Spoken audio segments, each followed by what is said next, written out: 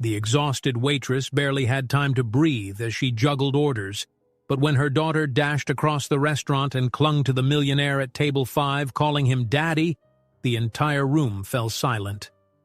But before we dive into the full story, let me know where you're watching from and what time it is.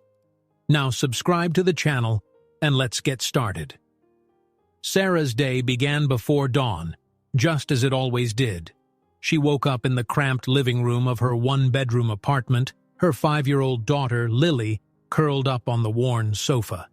The gentle hum of the nearby highway trickled through the thin walls. Sarah rubbed her eyes, put on her uniform, an off-white blouse and black slacks faded from too many washes, and prepared herself for another long shift at the only restaurant in town that had given her a chance when she had no references, no college degree, and no one else to lean on. She gathered Lily's small backpack, which contained a coloring book, a few crayons, and a frayed stuffed bunny that had seen better days. Today, yet again, she had no one to babysit her daughter. The usual sitter had canceled at the last minute, leaving Sarah with a single difficult choice: bring Lily along and hope the manager wouldn't notice. Or if he did, maybe he'd at least have the heart not to punish her for it. At 6 in the morning, mother and daughter headed out under clouds that threatened rain. Lily clutched Sarah's hand, her bright eyes scanning the empty sidewalks. "Mommy," she asked softly, "why do I have to stay with you at work again?" There was no blame in her voice, just that childlike curiosity Sarah adored. "Because," Sarah replied, forcing a tender smile, "I can't leave you alone. It'll be fun, sweetie. You can draw, and you'll get to see all the people who come in for breakfast." Secretly, Sarah's heart was heavy. She yearned for a life in which Lily had everything: a real bedroom, a yard to play in, birthday parties with colorful balloons, new dolls. But life had turned out differently, especially after Lily's father, a man Sarah had thought she loved, abandoned them both without a backward glance. Since then, every day was a battle of budgeted groceries, second-hand clothes, and a mother's unwavering determination to give her daughter some sort of normalcy. The restaurant, the Amber Diner, sat near the edge of town. Despite its small size, it was a popular spot for passing truck drivers and early morning workers. The smell of bacon and freshly brewed coffee lingered in the air, seeping into Sarah's blouse even before she clocked in. When she stepped inside, the warmth of the kitchen contrasted with the cool morning breeze. Lily's wide eyes sparked with excitement at seeing the rows of booths and shiny metal stools. Immediately, the manager, Mr. Parker, a stout man with a mustache and a wrinkled brow, noticed Sarah leading Lily by the hand. His stern expression made Sarah's chest tighten. "Sarah," he said quietly, glancing around to see if the other waitresses were watching. "You know the rules. We've been over this." Sarah swallowed hard. "I'm so sorry, Mr. Parker. The sitter canceled again. Lily will be no trouble. She'll just color in the corner and keep to herself." Mr. Parker let out a tired sigh, rubbing his temples as if warding off a headache. "Fine," he muttered, "but keep her out of the way. We can't have customers complaining." Relief flooded Sarah's eyes. She guided Lily to an empty booth at the back, handed her the crayons, and whispered instructions to stay put, draw, and wait until Mommy's shift ended. Lily nodded dutifully, swinging her legs above the floor, excitement blooming on her face because she secretly liked seeing her mom at work. There was a novelty in hearing the clang of dishes and forks, the chatter of hungry patrons, the swirl of waiters hustling through with trays in hand.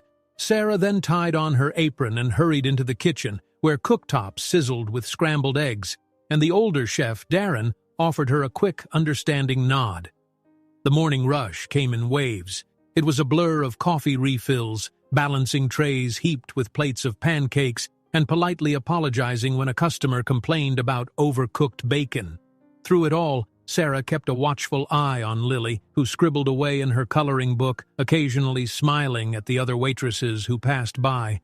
But the real trouble, or perhaps the real miracle, began around noon, when a tall man with impeccably tailored attire entered. He stepped inside with a quiet confidence that seemed out of place in the humble diner. His name was Michael, though Sarah wouldn't learn that until later. With broad shoulders, neatly groomed hair, and a watch that looked more expensive than her entire month's wages, he made even the small restaurant booth feel like a VIP lounge. A couple of customers glanced his way. Sarah had seen that reaction before. A presence like his didn't go unnoticed. The hostess, Lizzie, seated him at table 5, right in Sarah's section. Sarah's heart lurched when she saw him. There was something about the way he carried himself, the quiet authority in his gaze, that made her feel both uneasy and oddly aware of her own wrinkled uniform. But she had a job to do. With Lily safely occupied, Sarah grabbed her notepad and forced a pleasant smile as she approached the table. "Welcome to the Amber Diner," she said, doing her best to sound upbeat. "Can I get you something to drink?" Michael looked up from a phone in his hand, an ultra-sleek device Sarah had never seen before. His eyes were a mesmerizing shade of gray, a color that gave nothing away, yet seemed to take everything in.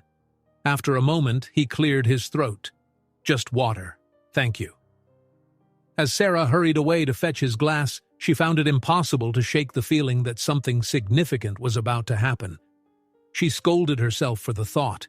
He was just another customer, after all, a man traveling through, likely with more important things on his mind than tipping a waitress. Minutes later, Sarah was at the counter preparing Michael's water when Lily appeared by her side. "Mommy," Lily said in a whisper, tugging at Sarah's apron, "I'm hungry." A pang of guilt washed over Sarah. She'd been so busy she'd forgotten to check if Lily needed a snack.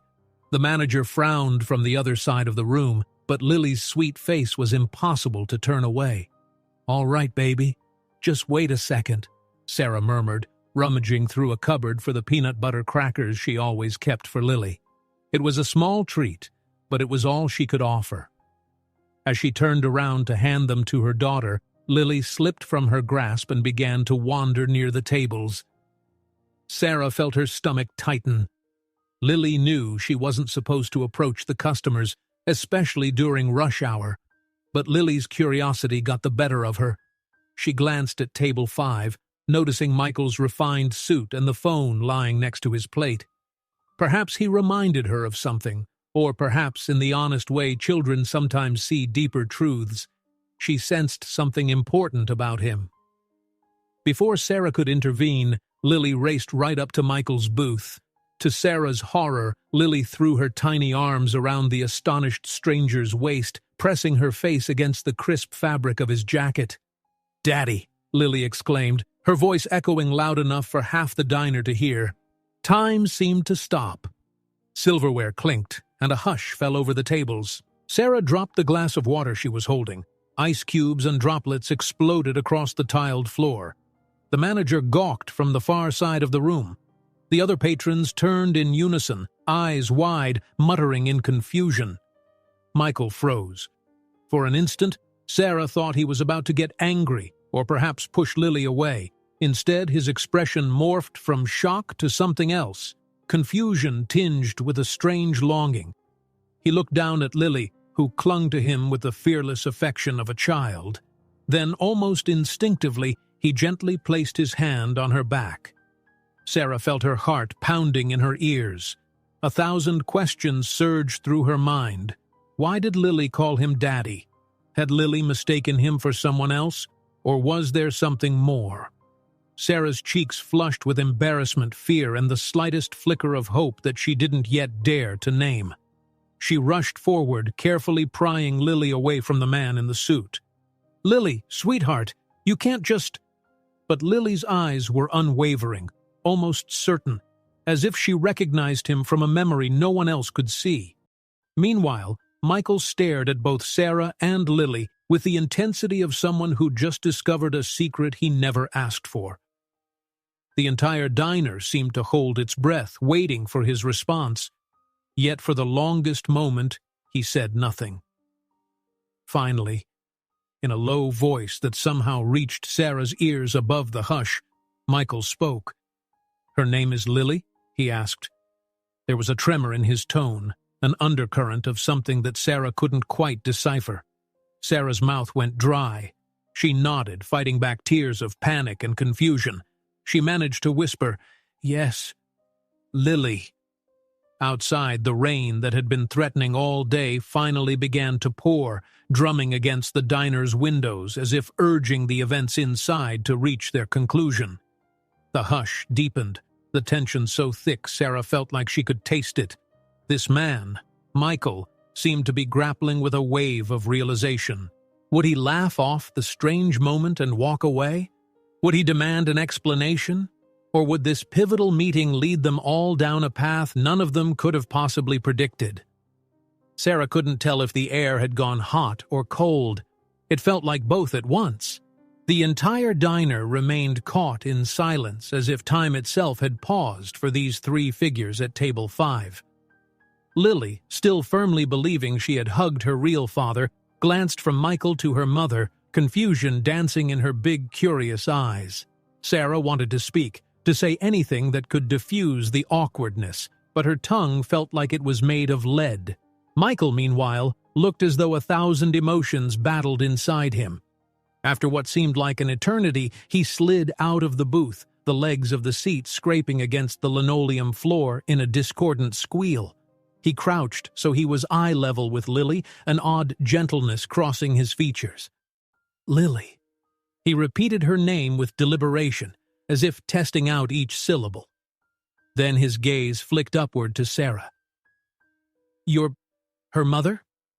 A flush spread across Sarah's cheeks, a blur of embarrassment and residual shock. "Yes," she answered softly. "I'm sorry, sir. I don't know why she—" Before Sarah could finish, Lily piped up in her soft, clear voice. "Mommy, he looks like the man in my dreams." She said it as if it were the most obvious thing in the world, then pointed at Michael's watch. "He has shiny things, too. Daddy always has shiny things." Sarah's heart pounded. "Sweetheart," she whispered. "We'll talk about this in a minute, okay?" Though she tried to sound calm, a quake in her voice betrayed how rattled she was. She turned to Michael, preparing a hasty apology. Instead, she found herself transfixed by his expression. Michael's face looked torn, a flicker of recognition in his eyes. Could it be pity, or was it something else? The manager cleared his throat from behind Sarah, forcibly reminding them all of the setting. Is everything all right here?" Mr. Parker asked, sending Sarah a pointed stare. She winced, fearing he was about to banish her and Lily from the premises. But Michael shook off whatever trance he'd been in. "Yes," he answered, his voice firm. "Everything is fine."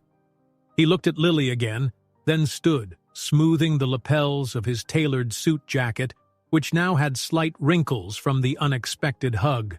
"It's just a misunderstanding." Mr. Parker, thoroughly uncomfortable but relieved to avoid a scene, nodded curtly and waddled off to quell the curious onlookers. Sarah breathed out, realizing she'd been holding her breath this entire time. Lily clung to Sarah's apron, uncertain whether she was in trouble. "Hey, Munchkin, why don't you go back to the booth and color for a bit?" Sarah suggested, trying her best to mask the trembling in her throat. Lily obeyed, though not without one last lingering look at Michael. When Lily was out of earshot, Sarah faced him, arms folded protectively over her chest. "Look, I'm sorry about this. She must have confused you for—" She stopped short, suddenly unsure how to label Lily's father. Ex-boyfriend, runaway dad, a heartbreak from the past. "For someone else," she concluded lamely. Michael scrutinized her face with such intensity that Sarah's cheeks flared again. Finally, he spoke. "There's nothing to apologize for. Kids have wild imaginations." Yet the way he said it sounded almost hesitant, as if part of him suspected Lily's hug might mean more. He cleared his throat, cast a quick glance around the diner, aware that half the customers were still gawking, and then lifted his chin. "If you don't mind," he said quietly, "maybe we could talk about this in private after your shift. I have a few questions." Sarah blinked. The request took her by surprise. Questions? About what? Her tone wavered between guarded and curious. The last thing she needed was more complications. She could barely make rent. She had no mental space for wealthy strangers pressing her about Lily. But there was something compelling about the urgency in his voice, something that whispered this encounter was not some random coincidence. Michael wet his lips, weighing his words. It's just, I want to understand why she looked at me like that, and why she'd call me Daddy. He paused, noticing Sarah's anxious expression. I'm not accusing you of anything. I just need to know more. Sarah stared at him for a moment, uncertain how to respond. On one hand, her instincts screamed to keep Lily safe, to avoid letting a stranger insert himself into their fragile lives. On the other, she felt an unexpected sense of relief at his concern, as though the question of Lily's father might matter to someone besides her. All right, she conceded quietly, noticing her reflection in the shine of his watch. But not here. I get off at 2. Across the street there's a small park. We can talk there if you really want to. Michael gave a faint nod. Thank you, he said. Then he returned to his seat, his posture straighter than before, as though he'd just signed a high-stakes contract. Sarah slowly exhaled, trying to settle the flutter in her stomach. She felt as if she'd stepped onto a path with no clear direction, but she couldn't turn back now. Focus on your job, she reminded herself. She had tables to serve, orders to fill. The remainder of the shift passed like a haze. Sarah found it hard to concentrate, stumbling over basic tasks. She nearly spilled an entire pitcher of iced tea on a customer, who looked at her askance. Mr. Parker scolded her about it, but in a rare show of restraint, he didn't issue any formal warning. Maybe he sensed that Sarah was one more misfortune away from breaking down. At the end of the lunch rush, Michael stood, carefully placed a generous tip on the table, an amount that made Sarah's eyes widen, and left without a word. When Sarah gathered the dishes, she discovered his business card discreetly tucked beneath the napkin. Michael Davenport, CEO, Davenport Global Solutions, it read. Sarah whispered the name to herself, tasting each syllable.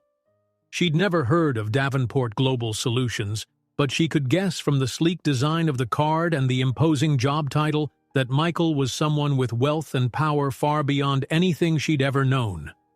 Lily, napping in the corner booth, was still clutching a crayon in her small hand. Sarah pressed the card into her apron pocket, her thoughts a whirlwind. She couldn't help but question whether Lily's spontaneous outburst had unveiled something important, or was she hoping for a miracle that would never come? By 2 p.m, with Lily roused and rubbing her eyes, Sarah finished her last table and hung up her apron in the back room. She waved goodbye to Darren in the kitchen, who gave her a thumbs up. Some part of her yearned to just run home, forgetting that she'd promised to meet Michael. But another part, a voice in her head that she couldn't ignore, told her that she needed answers too. And if this man had any clue about Lily's father or some strange connection, better to face it now. Gripping Lily's hand, she stepped out into the cloudy afternoon. The storm from earlier had faded, leaving the sidewalks damp and the air muggy. The park across the street was modest, a small patch of grass, a few benches, and a cluster of tired-looking trees. Most folks in town treated it as a shortcut rather than a hangout. Yet there, on a wooden bench beneath a scraggly oak tree, sat Michael, scrolling through his phone. When he spotted them, he stood up, slipping the device into his jacket pocket. Lily recognized him instantly, her face brightening with that trusting smile only a child can give. Sarah felt her heart pinch, still unsure if this was wise. Michael greeted them politely, then gestured for Sarah to sit. She settled onto the bench, Lily perched next to her, swinging her feet. Michael looked down at Lily, offering her the slightest smile. So, he began softly, I'm not usually at a loss for words, but I'm not sure where to start. Sarah forced a small laugh, though it sounded hollow. Welcome to my life. They let the quiet settle in for a moment. Lily tugged at Sarah's sleeve, then whispered, "I'm thirsty, Mommy." Michael immediately offered to get her a juice from the cafe across the street, but Sarah shook her head, fishing a small water bottle from Lily's backpack. "All right," Michael said once Lily took a sip and returned to her coloring. "I'll get to the point. Do you know me from somewhere? Or did you know my family?" The question drifted into the air like an arrow searching for a target. Sarah bit her lip. "No," she replied honestly. "I've never seen you before today." Michael nodded, his expression unreadable. "Look, I have to ask. Who is Lily's father? I know it's a personal question, but this is all too strange." Sarah swallowed. She didn't want to say his name, not after the pain he'd inflicted by vanishing when Lily was just a baby. "He's gone," she answered simply, a guarded tremor in her voice. "He left us without a word. We haven't heard from him in years." Michael's brow furrowed. "I'm sorry," he said quietly. "I know it must be hard. But do you think Lily's reaction, the way she ran to me, could she have seen a photo of me somewhere? Or is there some link between your ex and me?" Sarah's eyes stung with tears she refused to let fall. "I have no idea," she whispered. "But I doubt it. My ex wasn't exactly living the kind of life you seem to have. We struggled from day one. He never wore fancy suits. And to be honest," she added, voice softening, "your face doesn't remind me of him at all." They both glanced at Lily, who hummed quietly while coloring a bright sun across the page. The child seemed peacefully unaware of the tension between the adults. A gentle breeze rustled the leaves overhead. Michael took a moment before speaking again, the swirl of city traffic in the background. "Maybe it's just a coincidence," he said, trying to hide a flicker of disappointment. Then he leaned forward, looking at Lily's drawings. "She's talented," he murmured, searching for any easy topic to bridge the awkwardness. "She is," Sarah agreed, a proud glint in her eyes. Lily glanced up from her crayon. "You make me think of Daddy 'cause of your watch," she declared boldly. "Mommy said Daddy used to have an old watch he liked a lot, and you have a watch too." Michael blinked at his own wrist, as though noticing the expensive timepiece for the first time. The watch face gleamed in the fading sunlight. "Well," he managed, forcing a gentle smile, "I guess not many kids call a person Daddy just because of a watch." Lily's innocent gaze didn't waver. "Not just the watch," she insisted. "Your eyes are sad like how mommies get sometimes." Sarah's breath caught. Michael inhaled sharply, unprepared for the raw sincerity of a child's observation. He cleared his throat, then turned to Sarah, rummaging for words. I don't know what to say. This is all so unexpected." Sarah nodded, wishing there were an easy explanation. But there wasn't. She felt a pang in her chest, recalling Lily's father's last words, "I can't do this," before he slammed the door and disappeared. Maybe Lily carried a memory of that heartbreak, mixing it with her own imagination, creating a father figure wherever she sensed the possibility of safety and comfort. They let a long silence pass. Finally, Michael checked the time and sighed regretfully. "I need to head to a meeting soon."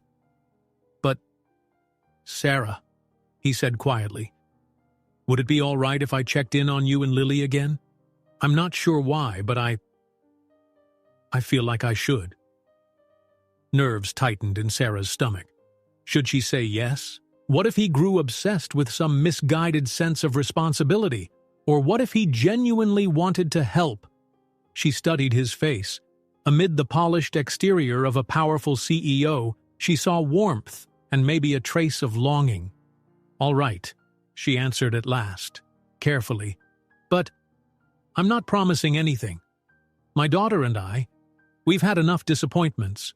I don't want to confuse her or—" She trailed off, not knowing how to wrap her fears into neat phrases. "I understand," Michael murmured, straightening his jacket. Then he bent down to Lily. "It was nice meeting you." he said, his voice gentle as a summer breeze. Lily gave a shy wave, scribbling the final touches on her drawing. Bye-bye. With that, Michael turned and walked away, heading for a gleaming black car parked at the curb. Sarah watched him slip into the driver's seat. He stared at the steering wheel for a long moment before finally driving off.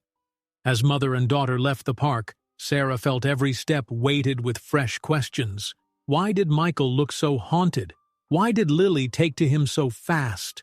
And most unsettling, was there a hidden piece of the puzzle connecting them?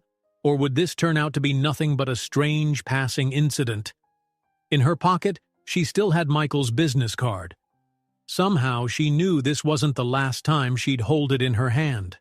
Sunlight pooled through the sheer curtains of Sarah's apartment the next morning, casting a gentle glow on the chipped coffee table and the small second-hand sofa where Lily lay sprawled, coloring a page from her book.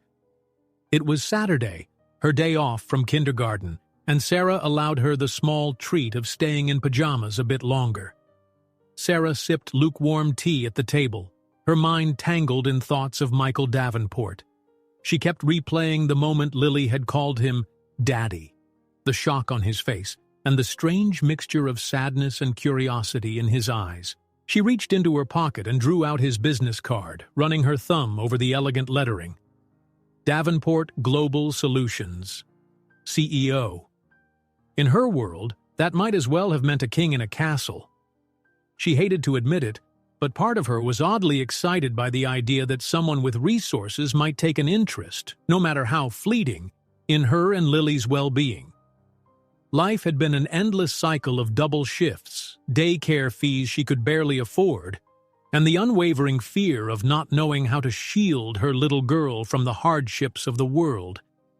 Yet beneath that excitement lay a bristling caution. Her life had taught her to be wary of people who appeared out of nowhere offering help. Lily hummed contentedly, filling in a drawing of a princess with bright purple hair. "Mommy, can we have pancakes for breakfast?" she asked, glancing over her shoulder. Sarah managed a tired smile. "Sure thing, sweet pea. Give me a minute." She stood, rummaging through the pantry and fridge.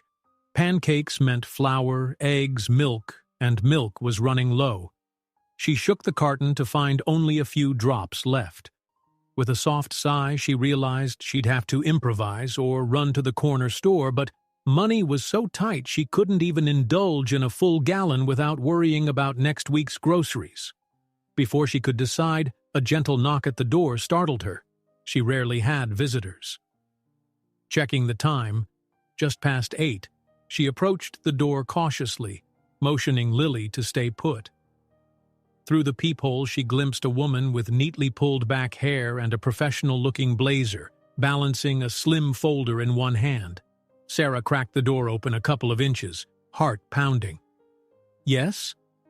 "Hello, I'm looking for Ms. Sarah Morgan," the woman said, sounding polite and composed. "My name is Vanessa Pierce. I'm Mr. Davenport's personal assistant." Sarah tensed.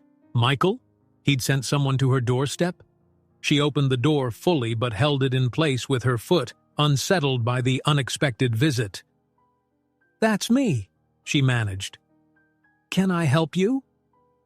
Vanessa nodded in a businesslike manner. "Mr. Davenport asked me to drop off a few things. Some groceries and other items. It's a small gesture of thanks for your time yesterday. He also wanted to ensure Lily had, what she might need."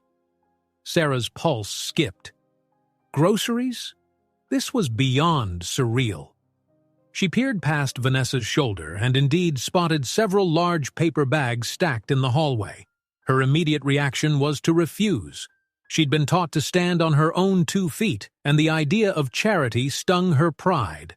But then she thought of Lily.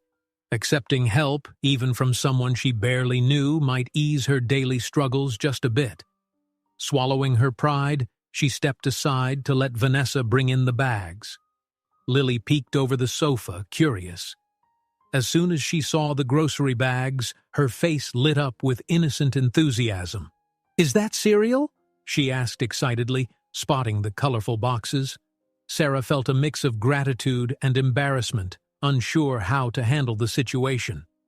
Vanessa placed the bags on the kitchen counter, each meticulously labeled, containing fruits, vegetables, fresh milk, and other items far nicer than Sarah would typically buy.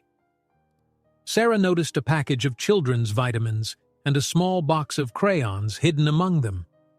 It was thoughtful, perhaps too thoughtful, because it left her uneasy. "He really didn't have to do this," Sarah murmured. "I can manage fine on my own."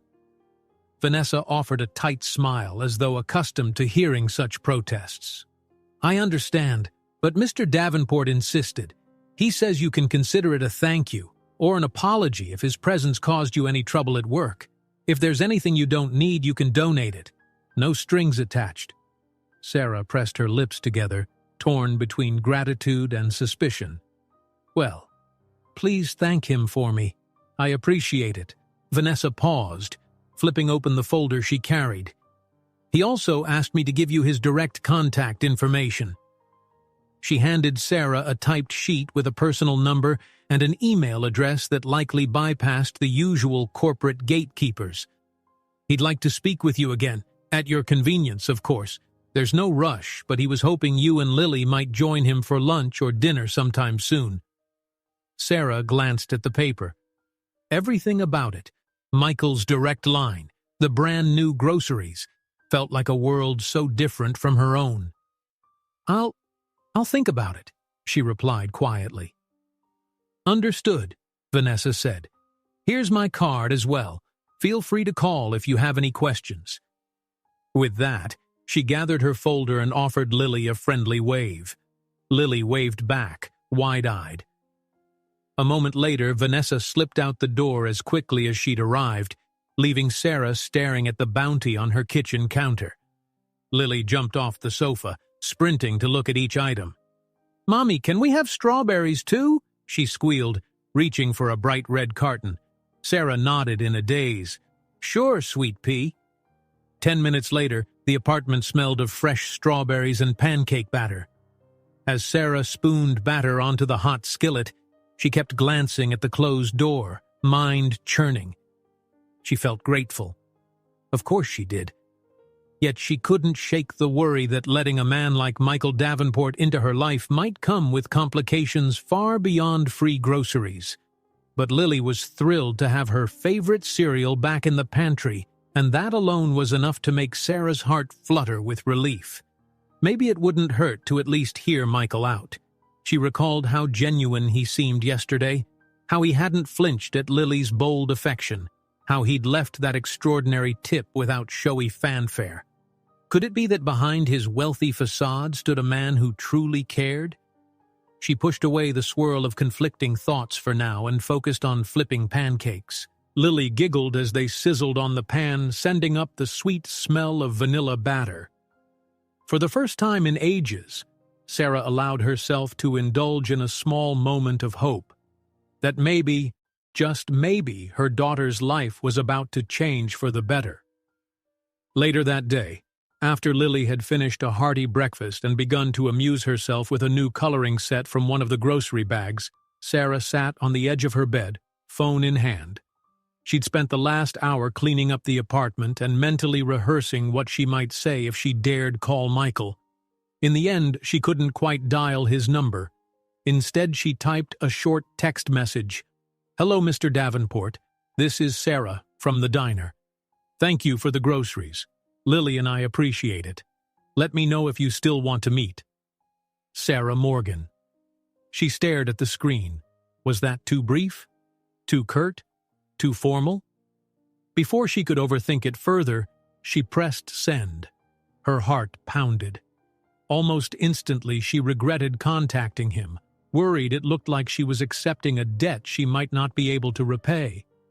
But she forced herself to stay calm. He said no strings, she reminded herself. The phone vibrated 2 minutes later. She jumped, nearly dropping it. "I'm glad you received them. Hope Lily enjoys. Would love to meet for lunch or dinner. Whenever you're comfortable. Michael." She exhaled, chest easing from tension. Glancing at the clock, she realized it was still early afternoon. Lily needed a nap soon. She always got cranky if she skipped it. Maybe they could plan for early next week. But her next day off wasn't until Wednesday, and Lily had school. Juggling her schedule in her mind, she tapped out a reply. "I work full shifts next few days. Maybe Wednesday afternoon if that's okay? My daughter is in school until 2. Sarah." Michael responded almost at once, as though he'd been waiting. "Wednesday afternoon works. Let's pick Lily up together, and then we can grab an early dinner. I'll text details soon." Sarah's throat constricted. The idea of picking Lily up from school with Michael felt strangely intimate. But she nodded to herself. Maybe it was a chance to let Lily see him again in a calmer, more normal scenario, where she wouldn't be calling him Daddy out of the blue. She typed a final acknowledgement. "Okay, talk soon." Setting the phone down, she noticed Lily peeking in from the living room. "Mommy, can we play outside now?" Sarah's gaze drifted to the window. The sky was bright, the day fairly mild. She needed fresh air anyway. "Yes, let's do that," she said, standing and grabbing a light sweater for Lily. They walked 3 blocks to a small playground. Lily made a beeline for the swings, and Sarah trailed behind, scanning her daughter's face for any sign that she was still fixating on Michael. Children were resilient but also surprisingly intuitive. "Mommy, push me." Lily grinned, wriggling onto a swing. Sarah obliged, gentle at first, then a bit higher as Lily squealed with laughter, her hair flying in the breeze. For a moment, Sarah let go of her worries, immersing herself in the simple joy of seeing her daughter happy. But the peace was short-lived. Out of the corner of her eye, Sarah spotted a figure leaning against the chain-link fence at the edge of the playground. At first, she thought it was just another parent, but something about the stance felt off. A man, dressed in inconspicuous jeans and a baseball cap, was watching them too intently, arms folded. A chill ran through Sarah's spine. She tried to rationalize it. Maybe he was waiting for his own child, but she didn't see any kid near him. Maybe he was just resting. Yet as she continued pushing Lily, she noticed him shift his position to keep them in view. "Lily, sweetie, how about we do something else now, huh?" Sarah's voice trembled with forced calm. She brought the swing to a stop and gently helped Lily down. "Okay," Lily said, confused, "but I want to stay longer." Sarah led her daughter toward the opposite exit. She resisted the urge to look back at the man, worried any reaction might provoke him. Once they were out of the playground, she glanced over her shoulder. He was gone, as if vanished into thin air. Her heart hammered. She couldn't shake the sense that something was amiss. Was she just being paranoid? Or could Michael's sudden involvement in their lives have triggered unwanted attention from someone who might not want him helping her? Sarah had heard stories about wealthy men with complicated enemies or suspicious circumstances swirling around them. Clutching Lily's hand, she walked briskly home, scanning every corner and alley. Nothing seemed out of place, yet the fear lingered, long after she'd locked the apartment door behind them. This new twist left Sarah rattled.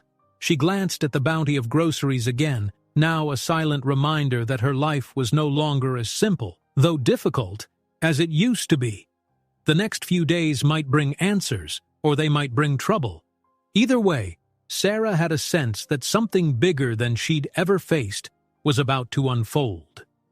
Sarah's nerves remained on edge the rest of the weekend. She kept replaying the moment at the playground, wondering if the man in the cap had been truly watching them or if she had just become overly skittish since Michael Davenport entered her life. A gut feeling told her it hadn't been a coincidence. Still, she refused to let fear dictate her every move. On Sunday evening, she prepped Lily's things for the next school day, checking homework, laying out an outfit, and making sure the battered pink backpack had no rips. She also cooked a simple pasta dinner using some of the fresh ingredients Michael's assistant had delivered. Each bite reminded her that accepting his generosity might have consequences she couldn't fully predict. After Lily was tucked into bed, Sarah finally allowed herself a quiet moment. She huddled at the small kitchen table, staring at the phone. She debated texting Michael about the stranger at the playground, but concluded it sounded too paranoid. He'd probably wonder if she was prone to wild imaginings. Instead, she resolved to keep her guard up at least until their scheduled meetup on Wednesday. The days leading up to Wednesday crawled by. Work at the diner proved hectic, with Mr. Parker in an unusually testy mood. Maybe the memory of Lily hugging a customer still weighed on him, or maybe it was the stress of a new inventory system that kept glitching. Either way, Sarah found herself running double speed, wiping tables, refilling coffee, and plastering a polite smile for the lunch crowd. She earned a few decent tips, though nowhere near as large as Michael's, and by Tuesday night, she'd managed to scrape together enough to cover Lily's overdue lunch fees at school. Her sleep was restless, haunted by half-formed dreams in which Lily ran into the arms of a faceless figure, only for Sarah to lose them both in a maze of shadowy corridors. She woke each morning with a sense of unease that refused to fade. Finally, Wednesday arrived. Sarah spent the morning shift tidying the diner. It was a quiet day, rain threatened outside, and most customers chose to stay home. By noon, Mr. Parker allowed her to leave early, muttering something about cutting labor costs. Sarah tried not to take it personally. In truth, she was glad to have extra time to get home and change. She rummaged through her closet, searching for something presentable yet comfortable. Most of her clothes were either worn uniforms or casual t-shirts. She settled on a simple blue blouse she'd found on sale months ago, pairing it with dark jeans that had no holes yet. Her reflection in the tiny mirror over her dresser made her cringe. She thought she looked tired, but maybe a quick splash of cold water would help. By 1:45, Sarah set out to walk the few blocks to Lily's school. The sky remained overcast, but the rain had yet to fall, leaving the air thick with humidity. She tried to calm the swarm of butterflies in her stomach, reminding herself that this was just a casual meeting. Michael had offered to pick them up, but Sarah insisted on meeting him outside Lily's school first. She wanted to see Lily's reaction to him again in a normal setting. No big dramatic hugs calling him daddy, no wide-eyed confusion from onlookers. The elementary building was a modest, single-story structure ringed by a fenced-in playground. A handful of parents were already waiting near the front doors, chatting idly. Sarah joined them, scanning the street for Michael's car. She noticed no sign of him, at least not yet. Lily burst through the doors precisely at 2:00, carrying a taped-up art project and wearing a bright grin that melted Sarah's lingering tension. "Mommy!" Lily shouted, bounding forward. "I drew a new picture. It's a puppy this time." Sarah crouched, smiling as she took in Lily's big excitement. "That's wonderful, sweetheart. I can't wait to see it. Hey, remember I told you we might meet Mr. Davenport today?" Lily nodded. "He's nice," she said, voice innocent. "He gave us cereal." Before Sarah could reply, the rumble of a sleek engine drew her attention. A black luxury car pulled up along the curb. The passenger window slid down, and there he was, Michael Davenport, wearing a crisp button-down shirt, his posture radiating that quiet confidence she remembered. He offered a wave. Sarah guided Lily across the sidewalk, heart pounding despite the ordinary nature of the scene. Michael stepped out, walking around to greet them. "Hello," he said softly, meeting Lily's gaze. "How was school?" Lily blinked up at him. For a moment, Sarah worried her daughter might call him daddy again. Instead, Lily held up her artwork. "I made a puppy," she declared. Michael's face warmed with an unguarded smile. "That's wonderful. You're quite an artist." He looked to Sarah, an unspoken question in his eyes. "Is everything okay?" Sarah responded with a slight nod and a tentative smile. They climbed into Michael's car, Lily buckling herself in the back seat with Sarah beside her. The car's interior was all smooth leather and subtle scents of cologne. Lily marveled at the tinted windows and asked if she could roll them down. Michael politely explained they were automatic, pressing a button so she could see how it worked. Lily giggled, thoroughly entertained. As they drove, Sarah tried to appear relaxed, though her pulse thundered. Michael began making small talk, asking Lily about her favorite subjects. Reading, Lily said. She loved stories, especially about princesses who rescued themselves. I'm writing one too, Lily boasted, about a princess with purple hair. That's impressive, Michael replied, his gaze briefly meeting Sarah's in the rearview mirror. You'll have to show me sometime. Eventually, they pulled into a cozy family restaurant at the edge of town, nicer than the typical fast food chains, but still casual enough for Lily to feel at ease. No white tablecloths, no silent waiters. It had a bright interior, a small play corner for children, and a separate booth area that offered privacy. While a hostess led them to a corner booth, Lily ran off to inspect the little kids' station, where crayons and paper menus beckoned. Michael watched her fondly, then turned back to Sarah. She's a confident girl, he observed. You've raised her well. Sarah felt a flush of pride despite herself. Thank you, she said, sliding into the booth. It hasn't been easy, but she's a good kid. Always has been. Michael cleared his throat. I'm sure it's been difficult on your own. If there's ever anything you need... Sarah lifted a hand gently, stopping him. I appreciate that, but please understand, I'm not looking for a handout. He nodded, lips pursed. I know, and I respect that. For a moment, he seemed to weigh his next words. That said, I'd like to at least be around. If Lily enjoys my company, maybe I can help out from time to time. It doesn't have to be about money or anything, just someone you can rely on. Sarah tried to read his expression. She saw no condescension, only genuine kindness. The sincerity in his voice startled her. Why? She asked softly. Why would you do that for us? His gaze dropped to the napkin he was fiddling with. I'm not entirely sure, he admitted. I feel a connection to Lily, and to you, in a way. I know how lonely it can be, especially if there's no father in the picture. My own father died when I was young. That left me searching for something. Maybe that's why I can't just walk away. A lump formed in Sarah's throat. She wanted to argue, to say she could manage alone, that Lily didn't need more heartbreak. But something about his quiet confession moved her. I'm sorry, she managed, for your father. He gave a small nod of acknowledgement. Right then, Lily came bounding back, brandishing crayons and menus. She plopped beside Sarah. They have spaghetti, she announced, pointing at the kids' section. Can I have that, Mommy? Sarah smiled down at her. Of course. Michael signaled a waiter who arrived promptly. They placed orders, spaghetti for Lily, a grilled chicken salad for Sarah, and Michael opted for a steak sandwich.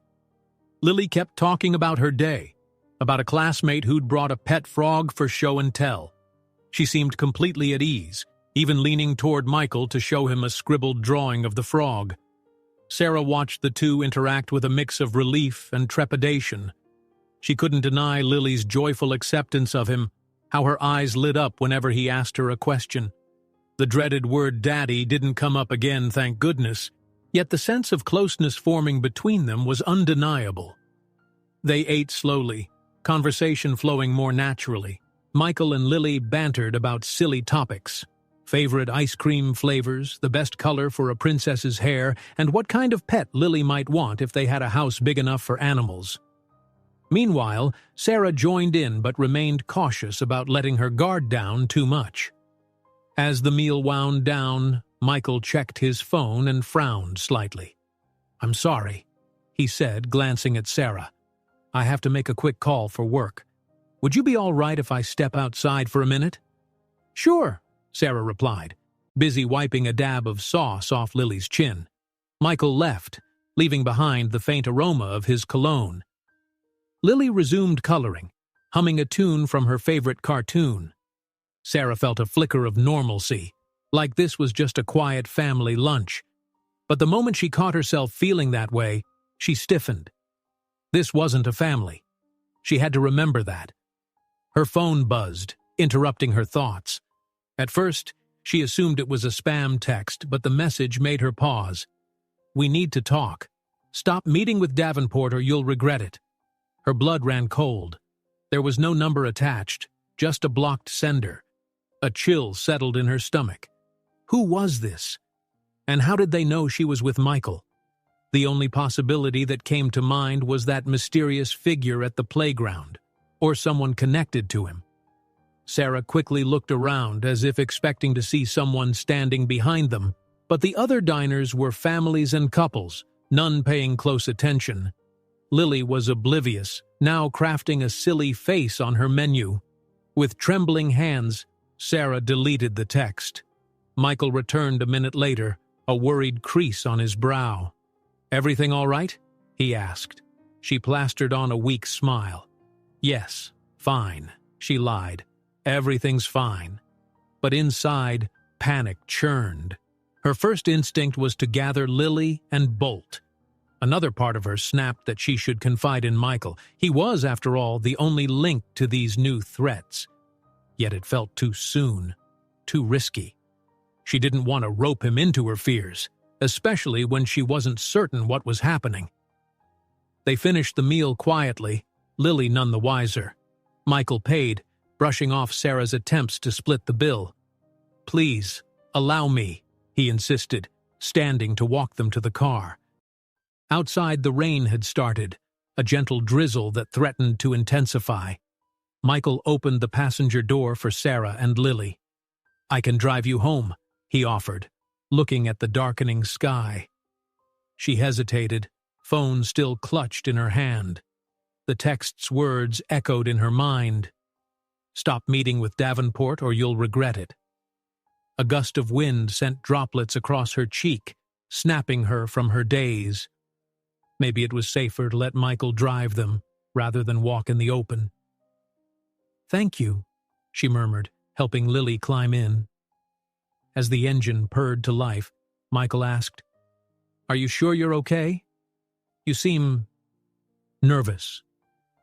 Sarah forced a gentle laugh. "Just the weather. Didn't expect the rain so soon." He clearly didn't buy it, but he didn't press further. Lily chattered about the puddles forming outside, oblivious to the tension in the front seat. By the time they pulled up outside Sarah's apartment, the drizzle had become a steady downpour. Michael handed Sarah an umbrella from the back. "Thanks for dinner," Sarah said, trying to maintain composure. "And for everything." He offered a small nod. "I'll call you soon if that's all right." She found herself nodding, the threat text echoing in the back of her mind. She forced a final goodbye, then ushered Lily into the building. Her heart hammered as she watched his car drive away. The second she locked her apartment door behind them, her composure cracked.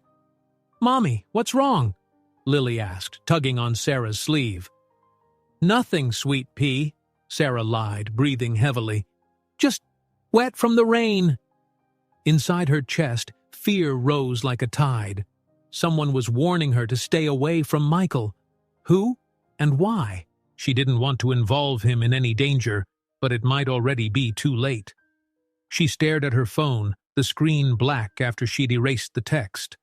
Another memory surfaced, the suspicious figure at the playground. Could that man be tracking her phone number? Or had he been a hired eye for some reason? Sarah suspected that behind Michael's calm exterior and wealth, something bigger stirred. She had no illusions that a high-profile CEO was immune to enemies or corporate intrigue. Yet Lily needed her to stay strong.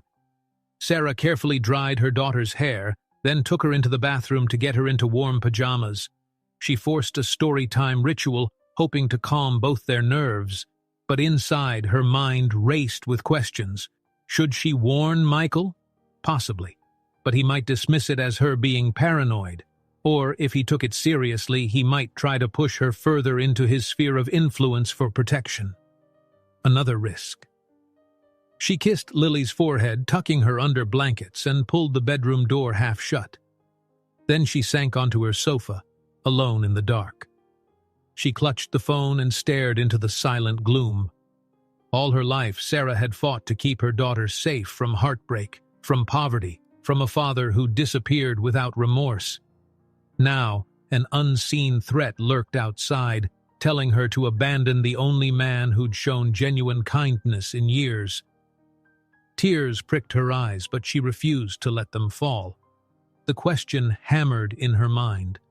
Who would want to scare her away from Michael Davenport, and how far would they go to make sure she stayed away? For the rest of that week, Sarah felt as if she were living two lives. By day, she was the dedicated waitress at the Amber Diner, tending to tables with a forced smile and ignoring the subtle aches in her back and feet. By night, she was a mother quietly battling fear, double-checking the locks, peering through the curtains whenever a car's headlights swept across the street, and clutching her phone in bed, half expecting another threatening message. No new text arrived, but that only made her more anxious, like the calm before a storm. Meanwhile, Michael kept his promise to check in. He sent a friendly text each morning, asking how Lily was doing, whether Sarah needed any help.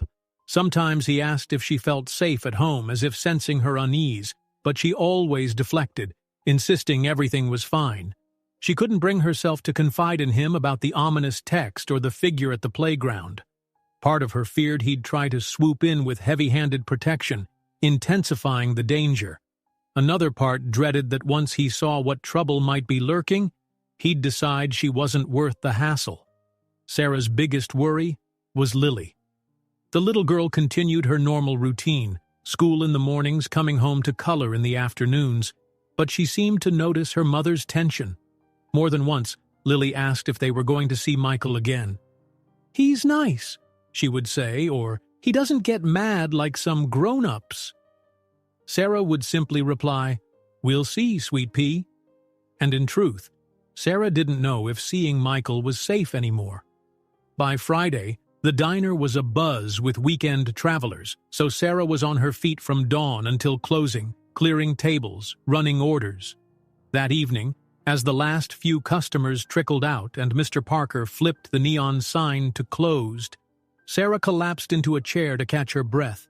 The manager grunted in her direction, a rare show of empathy crossing his tired features. "You look beat, Morgan," he said, arms folded. "Get some rest." "Working on it," Sarah replied, mustering a polite nod. She rubbed her temple, feeling a dull headache brewing. "I'll just wipe down these last two tables, then I'm done." He offered a shrug, lumbering off to the office without further comment. Exhausted, Sarah grabbed a rag and cleaning spray. The diner was quiet except for the faint hum of the refrigerator and the buzz of fluorescent lights. She moved between the booths, picking up stray napkins and wiping sticky spots of ketchup.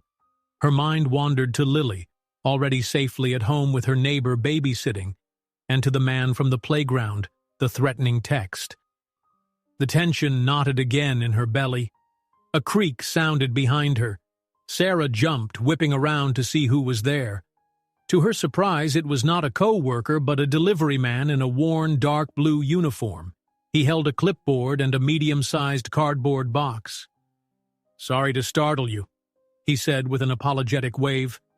"Doors were still unlocked, so I came in. I have a package for Ms. Sarah Morgan." Sarah's pulse eased. "That's me." He handed her the clipboard to sign. Sarah scribbled her name, curious who'd be sending her a package at work. She took the box and placed it on the nearest table. It was unmarked except for her name. "Have a good night," the delivery man called, heading back out. The front door closed behind him, the overhead bell jingling faintly. Sarah hesitated, glancing toward Mr. Parker's office. Likely he wouldn't care, her shift was over, and personal packages were none of his business. But her heart hammered with apprehension as she carefully opened the box. Could it be another gift from Michael? She wasn't sure whether that thought comforted or terrified her. Tearing open the tape, she pulled back the flaps and peered inside. A gasp escaped her lips. Wrapped in clear plastic was a stuffed bunny, a brand new one with soft gray fur and a pink ribbon around its neck. At first it seemed sweet, but then she noticed a folded note placed next to the toy. She fished out the note and read, "Keep Lily smiling. Stay away from Davenport. No second warning. Her stomach dropped. The handwriting was neat but impersonal, like each letter deliberately formed. No signature, no name, just the stark threat. She lifted the bunny out, noticing how pristine it was, clearly never used. It smelled faintly of artificial roses, the kind of cheap fragrance used in discount stores. A chill ran down her spine. This wasn't from Michael. Whoever had delivered it knew about Lily, knew she had a stuffed toy at home. Her own ragged bunny was nearly falling apart from love and wear. Was this new bunny meant to be a twisted replacement? A cruel reminder that they could reach her child's world if they wanted? She shoved the note back into the box, her hands shaking so hard she nearly dropped it. Anger and fear warred in her chest. This had gone too far. She had to do something. She couldn't just keep ignoring these warnings and hoping they'd vanish. Lily's safety was at stake. Within minutes, Sarah burst into the manager's office, surprising Mr. Parker as he counted receipts. "Morgan," he barked, nearly dropping a stack of bills. "What's the matter with you?" She opened her mouth, about to confide in him, but froze. What would she say? That someone was threatening her because of Michael Davenport? Mr. Parker would likely fire her on the spot to avoid drama or negative attention on his diner. Instead, she forced a feeble smile. I just wanted to ask if I can clock out now. I've got a headache." He scowled but nodded. "Fine. Lock up on your way out. I'm leaving too." Sarah fled the office, scooping up the cardboard box. She flipped the sign on the door to closed behind her and hastily turned the key. The rain had let up outside, replaced by a sticky humidity. She walked briskly along the streetlights, each yellow glow casting ominous shadows. Every parked car felt like it might be hiding the mysterious man from before. Every footstep echo made her heart jolt. By the time she reached her tiny apartment building, her nerves were shredded. She hurried up the creaking stairs to the second floor. Mrs. Garcia, the elderly neighbor who babysat Lily, greeted her with a sympathetic smile. "She was an angel as always," Mrs. Garcia said, pulling on her cardigan. "You're home later than usual, dear. Everything all right?" Sarah forced a nod. "Thank you, Mrs. Garcia. I'm just tired." She managed a small laugh. "Working too hard." The neighbor patted her arm gently, then left. Once alone, Sarah locked the door, slid the deadbolt, then added the chain for good measure. Lily dozed on the sofa, hugging her own tattered bunny. The sight of her sleeping child made Sarah's chest constrict. She placed the new, unwanted bunny box on the kitchen counter, out of Lily's view. "I can't keep this a secret," she thought. "This is a direct threat." But who could she tell? She didn't trust the local police to do much without more evidence. They'd likely dismiss it as a random prank.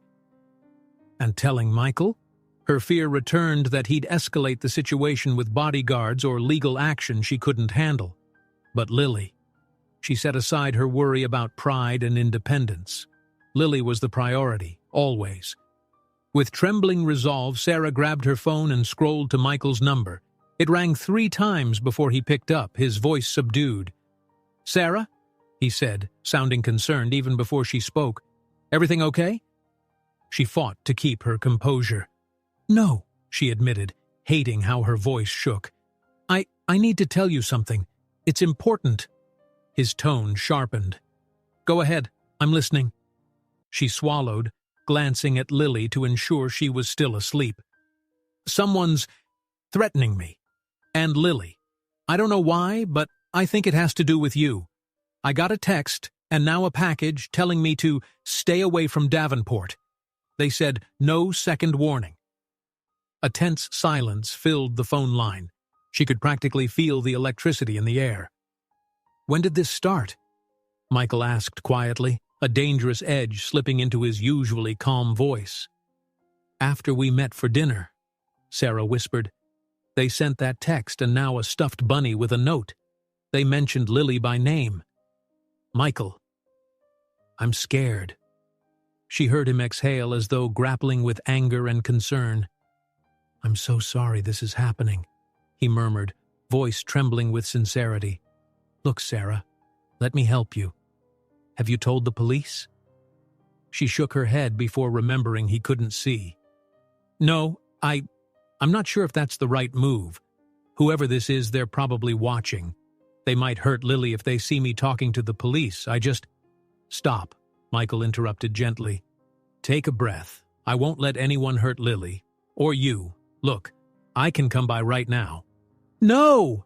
Sarah blurted, pulse spiking in panic. The last thing she wanted was to lead more trouble to her doorstep. "No, it's too late. Lily's asleep. And if they're watching, they'll see you. I can't risk it." He paused. "Tomorrow, then. Let's meet somewhere public, safe. A cafe near your place? I'll bring someone I trust. Someone who might help figure this out."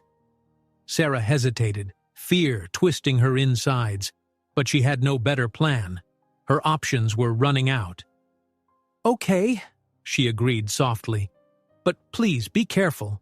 Whoever's doing this seems serious." "I understand," he said.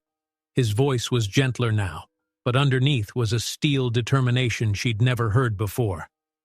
"I'll text you the details. And Sarah, try to sleep if you can. We'll handle this." When she hung up, a shaky relief coursed through her, mixed with fresh dread. She set the phone on the coffee table and gazed at Lily, who was still fast asleep, blissfully unaware of the threat that hovered over their heads. Pulling a blanket over her daughter, Sarah sank down beside her, lightly stroking Lily's hair. If being around Michael meant they were targets, she was ready to cut ties for her child's safety. But now that the threats had begun, the question loomed. Would severing contact with him even matter?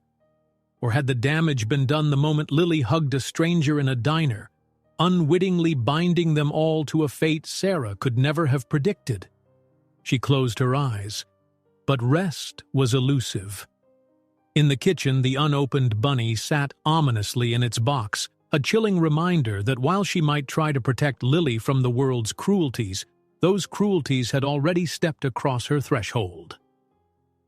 Morning broke through the gray sky, painting Sarah's apartment in a pale light. She woke up stiff and exhausted, having spent most of the night on the couch beside Lily. Her daughter stirred awake around the same time, rubbing her eyes and yawning softly. A fleeting moment of normalcy touched Sarah's heart. Lily smiled at her, the sweet, trusting expression of a child who believed the world was still safe. But Sarah couldn't forget the looming danger. She looked toward the kitchen, where the plain cardboard box sat in silent menace. She didn't want Lily to see it, nor the note inside. The last thing she needed was for Lily to feel scared or responsible for any of it. While Lily got dressed for school, Sarah carefully carried the package into her bedroom closet, shoving it deep behind old clothes and shoes. She wasn't sure if she'd need the box as proof for the authorities, or if it was safer to get rid of it. For now, she simply hid it from Lily's sight. Once Lily was ready, they shared a hurried breakfast, toast and fruit, mostly because Sarah's appetite had vanished. She forced down a cup of coffee, her mind replaying her phone call with Michael. He wanted to meet in a public place with someone he trusted. A swirl of unease churned her stomach. Would that person be a bodyguard, a lawyer, or some corporate security figure? Sarah only knew that if Michael was determined to help, he might bring out bigger guns than she could handle. Regardless, she had no better plan. She had to trust someone, and Michael, so far, had shown nothing but genuine concern. Hoping for the best, she fought off her fears and finished getting herself and Lily out the door. The walk to school felt interminably long, each passing car or pedestrian a potential threat. Sarah kept Lily's hand clasped tightly, scanning the faces of strangers, breathing a sigh of relief each time she recognized a friendly neighbor. At the school gate, Lily looked up, sensing her mother's tension. "Mommy, are you okay?" she asked in a quiet voice. Sarah forced a small smile, smoothing Lily's hair. "I'm fine, sweetheart, just grown-up worries. You go on, have a good day, okay? I'll see you after." Lily nodded reluctantly, then joined her friends.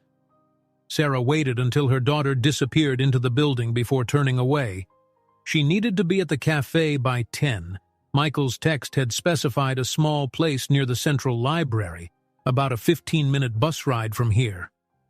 Her shift at the diner didn't start until noon, so she had time to make the meeting. Maybe that was a blessing.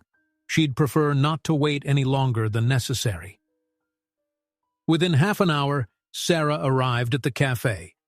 It was a humble spot, with faded green umbrellas on a cramped outdoor patio. A sign reading "Brew and Bloom" hung crookedly above the entrance. Inside, the smell of fresh coffee mingled with the sweet scent of pastries. A handful of customers sat scattered among tables, reading newspapers or tapping on laptops. Michael was already there, seated at a corner table with another man. Her heart rate spiked as she recognized Michael's pressed suit, charcoal gray this time, paired with a crisp white shirt. He stood the moment he spotted her, crossing to greet her with genuine relief in his eyes. "Sarah," he said softly, "thank you for coming." She offered a tense nod, her attention flicking to the stranger beside him. A tall, lean man in a dark blazer, hair neatly cropped. He radiated an air of control, the kind that reminded Sarah of an off-duty detective. His eyes were sharp, taking in Sarah with a measured glance. "Sarah, this is Noah James," Michael introduced. "He's part of my personal security team. I trust him implicitly." Security team? That phrase alone made her stiffen. "Nice to meet you," she murmured, shaking the man's hand. His grip was firm but not aggressive. "Pleasure," Noah said calmly. "Michael told me a bit about the situation. I'm here to help if I can." Though still uneasy, Sarah allowed Michael to steer her to a seat at their table. She noticed a fresh mug of tea already waiting for her, accompanied by a small pitcher of honey. Michael must have remembered how she liked her tea sweet. It was a thoughtful gesture, one that made her chest tighten with unexpected emotion. Once they were settled, Noah leaned forward, placing a small notepad on the table. "Let's get straight to the details if that's all right." Michael mentioned threatening messages. Sarah nodded, swallowing hard. "Yes. About a week ago, I received a text telling me to stay away from Michael. Then a couple days later, a package arrived at my workplace. Someone delivered it in the evening. Inside was a new stuffed bunny and a note that said, 'Keep Lily smiling. Stay away from Davenport. No second warning.'" Michael's jaw clenched, anger flashing in his eyes. Noah, by contrast, maintained composure, though a flicker of concern creased his brow. "Did you bring the note?" Noah asked. Sarah shook her head. "I hid it at home. I didn't want my daughter to see it, but I still have it."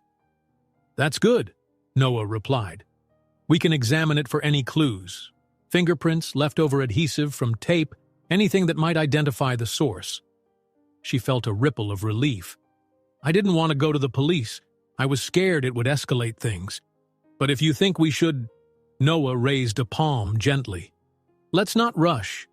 We might contact them, but first we need to determine if this threat is coming from someone with a known motive or if it's random. You mentioned it started after you and Michael began meeting?" Sarah nodded. "Yes. The first time I saw him, Lily hugged him at the diner, calling him Daddy." Her cheeks colored at the memory, but she pressed on. "Then we met once more for dinner. Soon after, the threats began." Michael placed his hand gently on Sarah's forearm, a comforting gesture. "I'm so sorry, Sarah," he repeated, voice heavy. "This might be related to my business. I've made enemies before, especially with major acquisitions or competitive deals. Some people might think, wrongly, that you or Lily are connected to me in a personal way they can exploit." Her pulse jumped at the word exploit. "We're not," she said, perhaps too quickly. "I mean, you're just someone who's been kind." Michael's gaze softened. "I know, but they might see a vulnerability." Noah nodded. "I suspect that's exactly it. An unknown party sees Sarah as leverage. If they think you two are close, they might threaten her to manipulate you, Michael."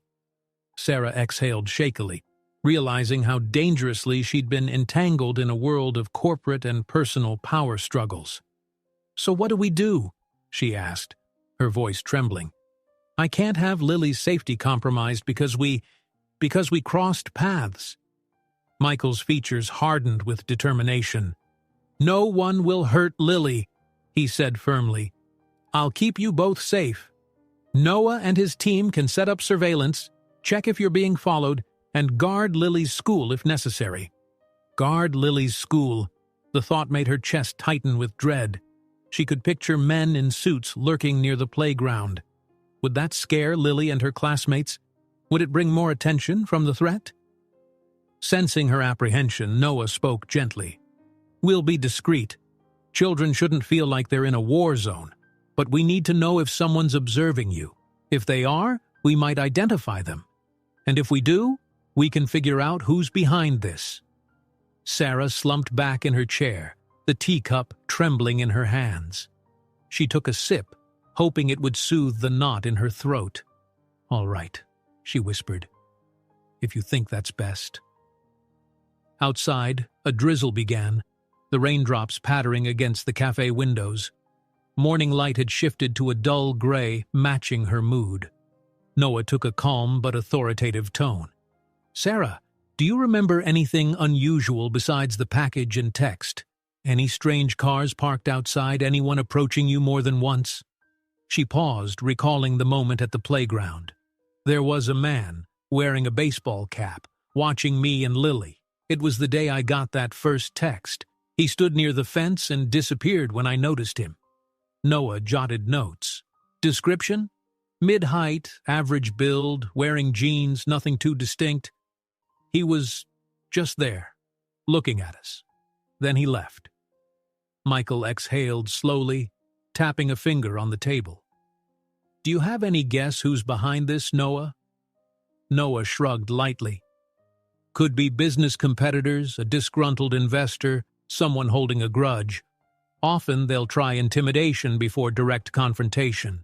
It could also be personal, someone from your past, or even from Sarah's life, though that seems less likely." Sarah's thoughts skittered to Lily's father, but quickly dismissed it. He'd shown no signs of reappearing, and she doubted he had the resources for something this orchestrated. Noah continued, "Our immediate steps. We'll do a background check on recent threats Michael's received in the corporate sphere.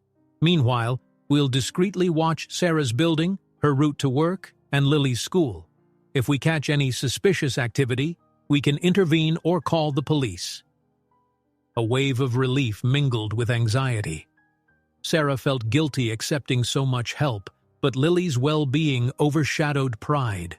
"I don't want to cause a big scene at the school," she repeated, "or let Lily know anything's wrong. She's just a kid. She doesn't need this kind of fear." Michael's eyes met hers, filled with sympathy. "We'll protect her without scaring her. We can stage it so that Noah's team just looks like regular bystanders." Noah glanced at Sarah's ring-free hand. Then the mention of Lily's father seemed to pass through his thoughts. "Just to be thorough, Sarah, your ex, there's nothing there that might connect him to a threat." She shook her head vehemently. "He's gone. He left when Lily was a baby. No contact, no money, no reason to come after us now." "All right." Noah scribbled a final note. "Then we focus on Michael's side of things. Sarah, if you can bring me that note and the package at some point, I'd like to see it. The security team will be on standby. I'll text you a number you can call anytime, day or night, if you feel unsafe." Sarah nodded, her throat tight with gratitude and lingering dread. She lifted the mug for another sip, but her hands still shook. Michael reached out to steady her cup, a protective gesture that made her heart flutter. Despite the terror overshadowing her, that momentary kindness felt like a small beacon of hope. "Thank you," she whispered, voice fragile. "I'm sorry you're caught up in this too. I never wanted to be part of some battle." Michael squeezed her hand gently. "Don't apologize. It's my fault for not being more cautious, but it doesn't matter now. We'll face this together."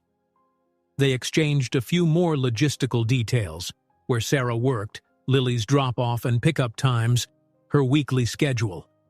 Noah typed everything into his phone with military precision. Outside, the drizzle intensified, rattling the window as if nature itself sensed the tension in the room. When they finally rose to leave, Michael walked Sarah to the exit. "I can give you a ride to work," he offered, noticing the rain. "I'd prefer you not wait at the bus stop alone." She hesitated but relented. The fear of the unknown overcame any reluctance about accepting more help. "Okay, thank you." Noah stepped out first, scanning the area before signaling that it was clear. Sarah followed, umbrella in hand, while Michael pulled his car around.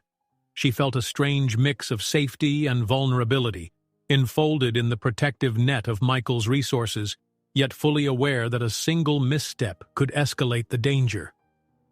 As the car glided through the rain-soaked streets toward the diner, Sarah stole a glance at Michael.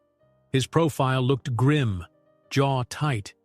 She realized that underneath his polished exterior was a man just as worried as she was, perhaps even blaming himself. He parked a block away, near the back entrance. "Call me after your shift," he said quietly. "Anytime you sense something off, let me know." Sarah nodded, stepping out carefully to avoid puddles. Her eyes scanned the surroundings. No suspicious figure, no phantom watchers. Still, a chill pricked the back of her neck. "I will," she promised. He gave a final reassuring nod, and she sprinted through the rain to the back door. Once inside the diner's warm interior, she couldn't help exhaling in relief, though her nerves still sizzled with the knowledge that this battle had only begun. She pulled off her damp jacket, forcing a polite smile for the cook who greeted her with a wave. In her mind, she replayed Noah's plan. Security, discreet surveillance, collecting evidence from the note. It all felt surreal, like a spy movie come to life. She yearned for the simpler days when her only challenge was affording rent and Lily's school supplies. Yet here she was, like it or not, drawn into Michael Davenport's orbit, and, in turn, into the path of whoever wanted them apart. Sarah tied on her apron and inhaled the familiar scent of frying bacon and coffee, grounding herself in routine. She thought of Lily in class, hopefully shielded from all of this. The next steps lay ahead, cooperating with Michael, sharing the note, awaiting updates from Noah's discreet watch. Perhaps by the time Lily came home today, they would already have a lead on the mysterious threat. Or maybe not. Wiping a table, Sarah steeled herself. However it unfolded, she had to stand firm for Lily's sake. She refused to let fear dictate their lives. No matter who was behind these threats, Sarah silently promised Lily and herself that she would never back down, not until they were safe. Sarah's shift at the Amber Diner passed with an unnerving sense of anticipation. She took orders, refilled coffee cups, and answered customers' friendly questions about the daily specials, all while her mind spun around the possibility that someone might be watching from outside. Each time the door chimed, she felt a jolt of nerves, but it was always just a regular local, a truck driver needing lunch, or a pair of teenagers on break from school. No ominous figures in caps, no suspicious observers glancing her way. She tried to remain calm, reminding herself that Noah's team was supposedly conducting discreet surveillance. He had told her not to change her normal routine, though the anxiety nagging at her made that nearly impossible. She couldn't stop glancing out the large front windows every few minutes. Twice, she caught Mr. Parker giving her a strange look, no doubt noticing how jumpy she seemed, but he didn't say anything.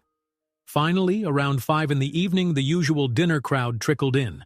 Sarah was in the middle of delivering a burger and fries to a teenage boy when she glanced at the window and saw a familiar silhouette across the street. The figure was tall, wearing a dark jacket, facing the diner but standing beneath a streetlight. At first, panic rose in her throat. Was that the same man from the playground? Her heart kicked hard. She set down the tray, her eyes narrowing, trying to see through the reflection. Then the shape lifted a phone. and Sarah noticed with relief that it was Noah. Even from this distance, his posture looked purposeful. Their gazes locked briefly. He gave a slight nod before strolling out of sight. A quiet wave of gratitude swept through her. He was there, watching her back. The thought offered a sliver of reassurance. She returned to the kitchen to grab the next order, feeling slightly less alone. By the time she finished and clocked out, the early sunset had draped the streets in a dusky glow. Sarah shrugged into her jacket and slung her small purse over her shoulder. Outside, she found Noah leaning near a lamppost, keeping a casual distance so it wouldn't look conspicuous. He straightened when she emerged. "Evening," he greeted, voice low. "Michael asked me to give you a ride home, if that's all right. We just want to ensure you aren't followed." Sarah hesitated. She was about to say she could walk or take the bus, but the memory of that threatening note and the stuffed bunny shoved in her closet quashed her pride. "Thank you," she said softly, summoning a slight smile. They walked side by side to the corner, where a plain black sedan was parked. Not a flashy luxury car, clearly a deliberate choice for blending in. Noah opened the passenger door for her, then slid into the driver's seat. "How did the shift go?" he asked, pulling away from the curb. "Uneventful," she replied, glancing at the rearview mirror. "Any sign of that man from the playground?" Noah shook his head. "No. One of my associates and I monitored the area. We saw nobody suspicious. But we'll keep looking." Sarah nodded. Relief and worry collided inside her. Did that mean the threat had backed off, or was it just waiting for a better opportunity? As they drove, Noah's phone buzzed. He answered via speaker, and Michael's voice filled the car. "Noah?" "Got her," Noah reported. "We're en route to her place." "Great," Michael said.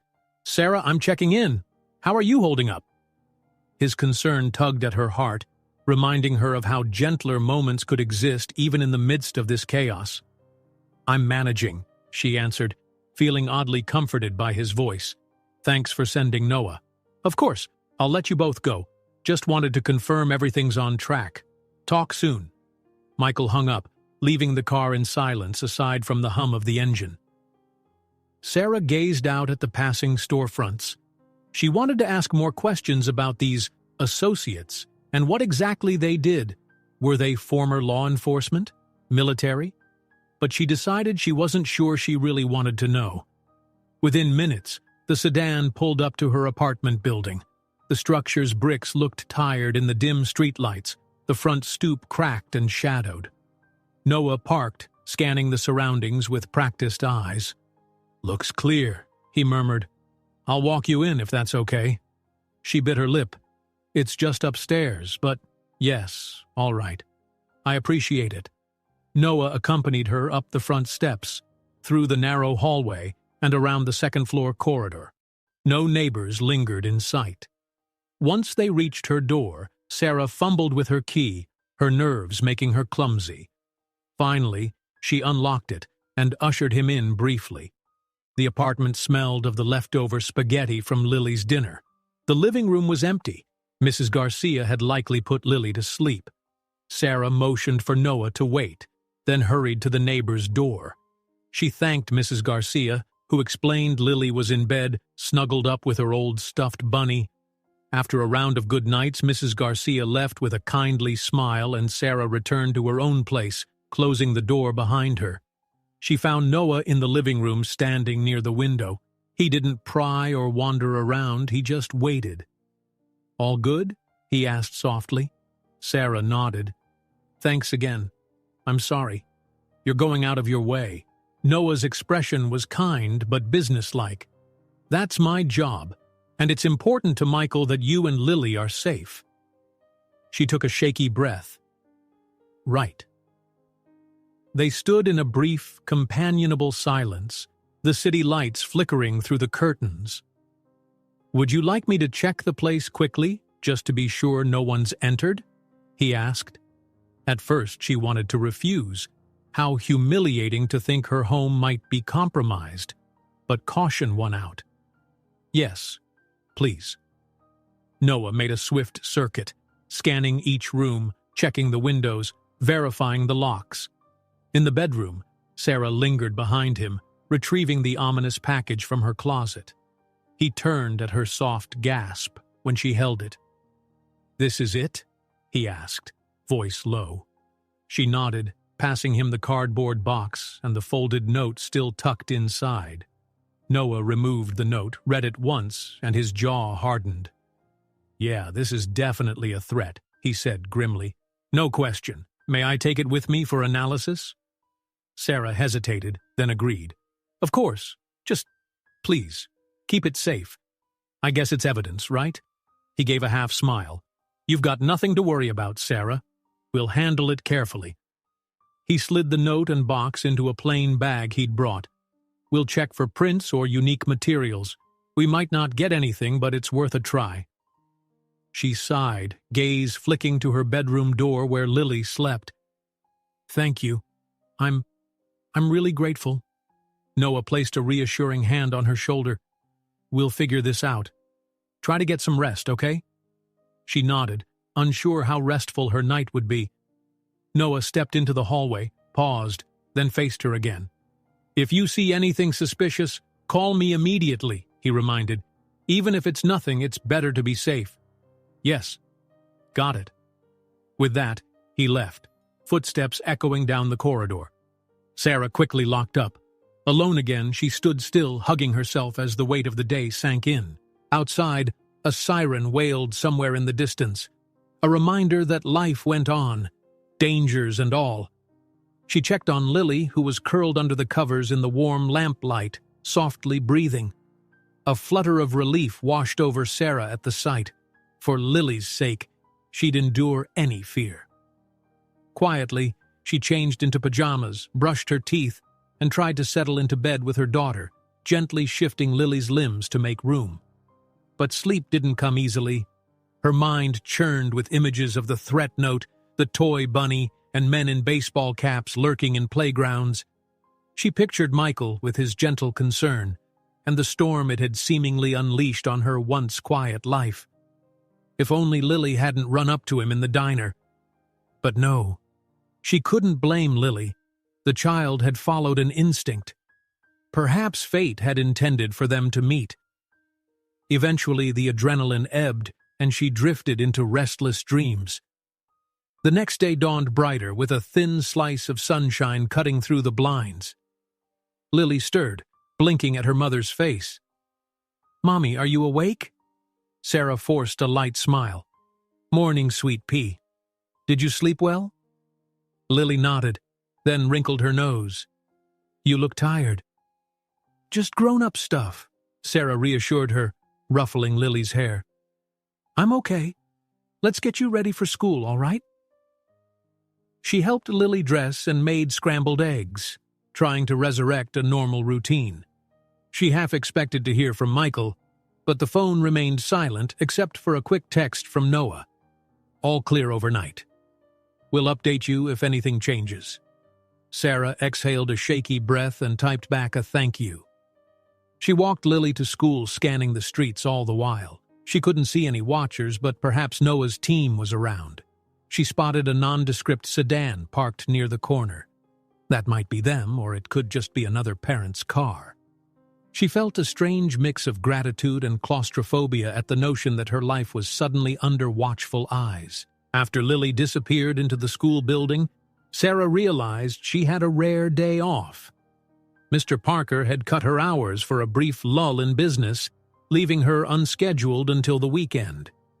She'd normally use this chance to run errands or do laundry, but with the fear still fresh, she wasn't sure if she dared wander far from home.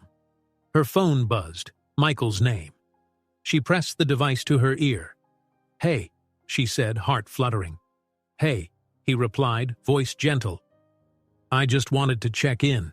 Noah said everything was quiet last night." She gripped the phone tighter. "Yes, it was. Thank you. I really appreciate what you're doing." A pause. "No need to thank me. I do have some news, though. Noah's got a possible lead on a competitor who's been known to play dirty. We're trying to confirm if they'd go as far as personal threats. If it's them, we can lean on certain channels to get them to back off. Sarah's stomach twisted. That's good, right? Potentially, but it's not conclusive. We'll keep digging. A pensive note entered his tone. Sarah, do you have time to meet today? Somewhere public, maybe the library near Lily's school. I'd like to go over a few things with you, see how you're holding up. She considered. Fear urged her to stay home, but another voice told her that being near Michael might keep her safer, and she did want to know more about these leads. Okay, she agreed. What time? Let's say 11? All right, I'll be there. Ending the call, she stared at the quiet street. The library was a short walk away. Maybe she could gather some courage and do normal errands afterward. She was tired of hiding. If any watchers lurked, let them see she wouldn't cower. Pulling her jacket tight, Sarah began walking. The day was mild, sunlight dancing across the pavement. A fleeting spark of hope glimmered in her heart. If Noah's lead was correct, maybe this nightmare would end soon. Then she and Lily could return to their simpler life, free of shadows. As she headed toward the library, she refused to let fear dominate. Whatever came next, at least she wasn't facing it alone. The public library near Lily's school was housed in a tall brick building with arched windows and ivy creeping up the walls. One of the few historic sites in a town otherwise full of chain stores and bland office blocks. Sarah stepped inside, grateful for the hush that enveloped her. The faint smell of old books and polished wood offered a surprising sense of comfort. She spotted Michael seated at a table near the far corner where sunlight pooled through a stained glass window. Dressed in a casual navy sweater instead of his usual suit, he almost blended in. Yet there was an unmistakable elegance in how he held himself. At his side lay a slim folder. Sarah wove through the shelves, her heart quickening. She recalled how just weeks ago Michael had been a mere stranger at table 5. Now she was trusting him and his security team more than she would have ever imagined. She arrived at his table, offering a small smile in greeting. "Hey," she whispered, mindful of the hushed atmosphere. "Been waiting long?" "Just a few minutes," he replied softly, standing to pull out a chair for her. "How are you holding up?" She settled in, smoothing her jacket. "I'm still on edge, but Lily's fine. At school, none the wiser. That's all that matters." He nodded, gaze flicking over her face. "I wish this didn't have to be so stressful for you." Then, with a quiet sigh, he tapped the folder. "Noah asked me to bring you some information. We've been investigating a potential suspect, one of my rival companies, Cassian Holdings. They've been known to intimidate or strong-arm smaller competitors. But threatening a civilian, especially a child, that's low, even for them." Sarah grimaced, her stomach twisting. "So you think it's them?" He opened the folder to show a series of notes and printouts. "Noah uncovered that Cassian's CEO is in a bidding war with my firm over a major contract. We suspect they might view you as a convenient pressure point, especially after that photo got around." "Photo?" she repeated sharply. "What photo?" Michael's face darkened. "Apparently someone at the diner snapped a picture when Lily hugged me that first day. It circulated online briefly, people speculating if I had a secret daughter.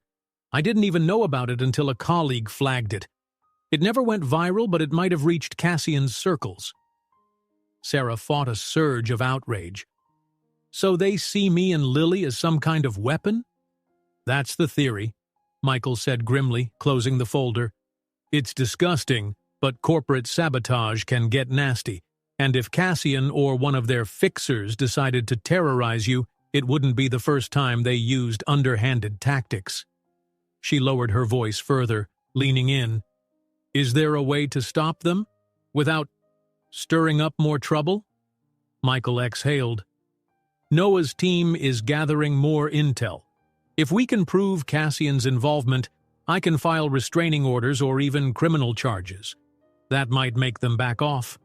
Or, if needed, we can apply our own pressure." The business world's not always straightforward, but I have resources. Sarah swallowed. She wanted no part of corporate wars, but it seemed she was already caught in one. So what now? She asked, trying not to sound desperate. Michael reached across the table, giving her hand a brief, reassuring squeeze. The warmth of his touch slowed the frantic beating of her heart.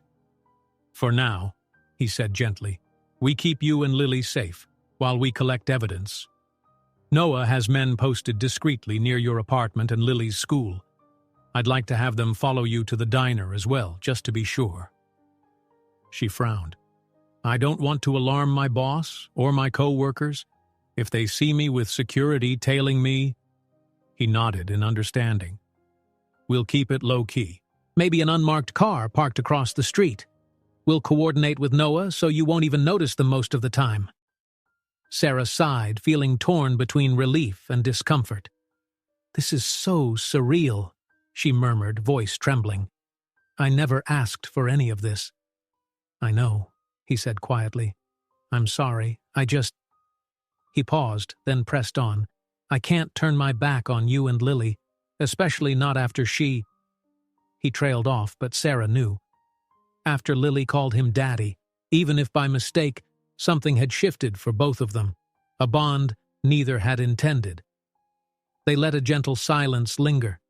Around them, a few library patrons flipped through books, oblivious to the tension at the corner table. Finally, Sarah cleared her throat. Listen, if it gets too complicated, I can back away. Lily and I can just steer clear of you. Maybe that's what these people want. Maybe if we're not in your life, they'll stop. Michael's eyes flared with a protective intensity.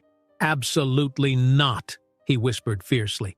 They can't be allowed to intimidate us. If I abandon you to protect my own interests, what does that say about me? And anyway, there's no guarantee they'd leave you alone once you're out of sight. You've already become a point of leverage. She sank back, realizing he was right. Even if she vanished, the enemy might still threaten her until they got what they wanted from Michael. Her chest felt tight. She'd gone from a single mother scraping by to a pawn in a high-stakes game, and the transition seemed to happen in the blink of an eye. Okay, she murmured, forcing steadiness into her voice. Then tell me what I can do. His expression softened. Just cooperate with Noah. Keep living your daily routine, but stay alert. Let him or me know if anything suspicious happens. I'll handle the corporate side. Sarah gave a shaky nod. She glanced at the library clock. I have a few errands. Are you busy? Michael managed a faint smile. My schedule is flexible. Want some company? Maybe we can keep an eye out for any watchers. She hesitated, remembering how it felt to walk the streets alone, constantly looking over her shoulder. Having Michael by her side might ease her nerves. Sure, she said, half smiling. It's mostly groceries and picking up Lily's favorite snacks. He stood, collecting the folder. Groceries it is. 15 minutes later, they strolled into a small local market, its shelves cramped with fresh produce, canned goods, and basic household items. Michael's presence drew a few curious glances. He looked out of place, with his refined manner and impeccable grooming. Sarah tried to ignore the stares, focusing on her short list. Bread, eggs, milk, some fruit. A treat for Lily if she found one on sale. Michael lingered near her, occasionally asking polite questions about what Lily liked to eat. She found herself chatting with him about Lily's picky phases, how she used to refuse vegetables unless they were mixed in mac and cheese. The conversation felt so normal she nearly forgot the cloud hanging over them. Nearly. At the cash register, Michael attempted to pay, but Sarah placed a firm hand on his wrist. No, she said, managing a polite yet firm tone. I appreciate the help you've given, but groceries, I can handle that. Please. His jaw tensed. Then he relented, sliding his card back into his wallet. He nodded once, silently respecting her need for independence. The cashier, a middle-aged woman, glanced between them curiously, but said nothing. When they stepped back onto the sidewalk, Sarah felt oddly proud. In a world that had spun out of her control, paying for her own groceries offered a small sense of ownership. Michael seemed to sense it too and offered a small smile of approval. They walked alongside the busy street, heading toward Sarah's apartment. She carried the grocery bag, Michael by her side, scanning passers-by. "I'm not sure how to phrase this," he began quietly. "But have you thought about Lily's father? Whether he might—" "No." She cut him off gently, shaking her head. "He's not coming back. Not in a threatening way anyway. He walked out years ago. If anything, he'd probably keep running in the other direction." Michael exhaled. Relief mingled with concern. "I'm sorry. I just had to rule it out." They reached Sarah's building, a humble structure with chipped paint and a broken front step. Up close, it looked more run down than Michael had probably ever seen. Still, he didn't comment or judge. Instead, his gaze swept the street, checking for anything unusual. "Seems quiet," he said, offering the grocery bag a final glance. "Want me to come up? Or would you prefer I stay outside?" Sarah weighed the question. Part of her wanted him upstairs, a comforting presence in her plain apartment. Another part bristled at the idea of him seeing Lily's cramped bedroom and the second-hand furniture. But with the threats looming, she decided security was more important than pride. "Sure," she murmured. "Just for a minute." Inside, she unlocked her door, stepping into the modest living room. The stale air smelled faintly of the morning's coffee. Lily's drawings were taped on the walls, bright suns, lopsided flowers, a princess with swirling purple hair. Each piece of paper was a testament to a child's optimism. Michael scanned the room, taking in the worn sofa, the thrift store dining table, the small TV on a rickety stand. He said nothing condescending. Instead, his face softened. "It's cozy," he said quietly, and she knew he meant it sincerely. She set the groceries on the kitchen counter. "Thank you," she replied, pushing aside her embarrassment. "It's not much, but it's home." They stood in an awkward hush for a moment. Suddenly, Michael's phone buzzed. He read a text, brow furrowing. "Noah," he explained. "He's just verifying we made it inside safely. I'll tell him we're good." She nodded. "I guess it's reassuring having him watch out there, though it still feels strange." He offered a rueful half-smile, pocketing the phone. "I know, but better safe than sorry." Then, as if recalling another point, he shifted. "Actually, Sarah, I wanted to ask something. About Lily. She's at school right now, but I was wondering if maybe we could do something nice for her soon, like take her to that indoor play center or maybe a weekend fair. She's been under a lot of pressure, even if she doesn't fully realize it." A surge of warmth filled Sarah's chest. For a moment, she pictured Lily laughing on a merry-go-round or dashing around a brightly lit play area, forgetting all their troubles. She wanted that for her daughter so badly, yet fear pricked at her. "Would that be safe?" Michael nodded. "We could do it discreetly. Noah's team can keep watch, but from a distance, Lily won't even know." Sarah mulled it over. "She'd love that. But let's wait a bit, see if things calm down." "Of course," he said gently. "No rush, just an idea." Outside, the rumble of a passing truck rattled the window. The tension in her shoulders returned. "I guess you should go," she said, hating how abrupt it sounded. "I need to pick Lily up from school in a couple hours." Michael studied her eyes. "Yes, I have a conference call soon." He stepped closer, lowering his voice. "Take care, Sarah. Please call me if anything happens, good or bad.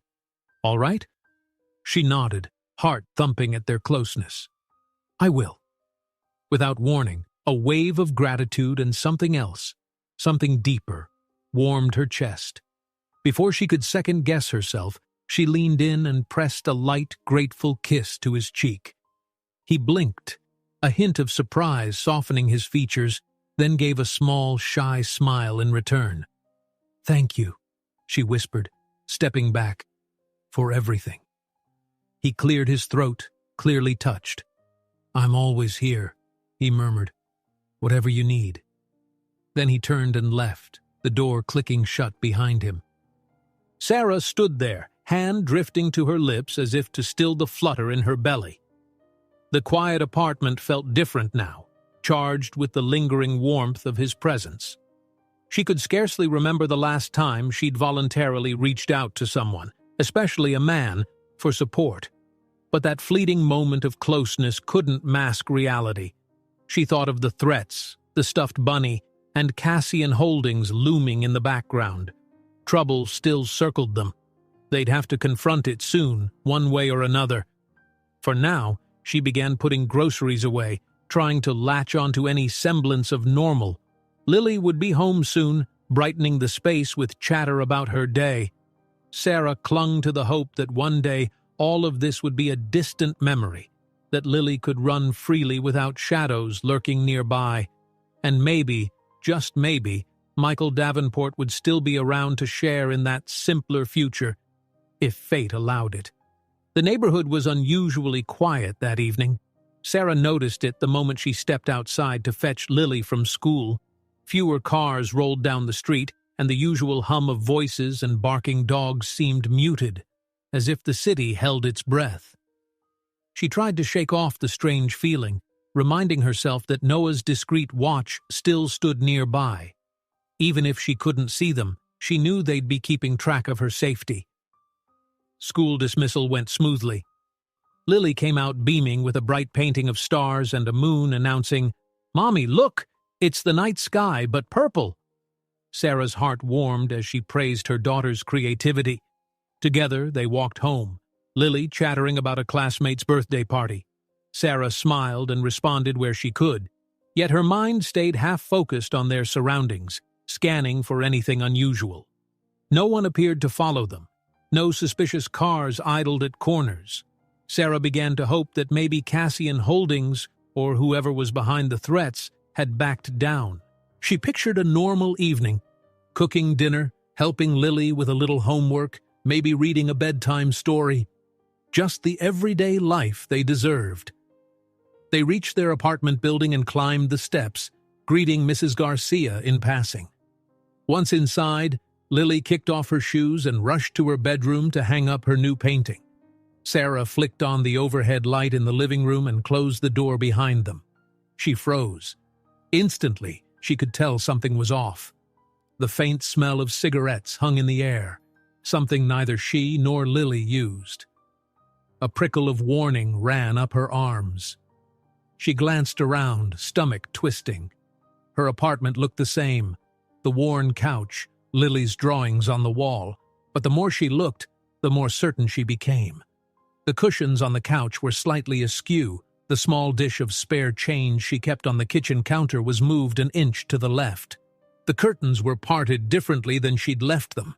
Someone had been inside. Fear spiked through her. Her first instinct was to rush Lily out, but the door behind them clicked shut. Sarah locked it and flipped the deadbolt on reflex, heart pounding. She didn't want to alarm Lily. "Hey, sweetheart," she called, trying to keep her voice steady. "Put your backpack down and come here a second, okay?" Lily appeared in the hallway, holding a stuffed bear by one ear. "What's wrong, Mommy?" Sarah mustered a calm smile. "Everything's fine. I just need to check something." Tense but collected, Sarah scanned the rooms. The bedroom, Lily's small room, and even the bathroom. She touched nothing, knowing Noah would want any evidence to remain undisturbed. Some dresser drawers were cracked open but not completely rifled through. It felt more like a warning than a full-blown burglary, like someone had crept in, looking just enough to rattle her. "Mommy?" Lily's voice trembled. "Why are you worried?" Sarah's chest tightened. She crouched to her daughter's level.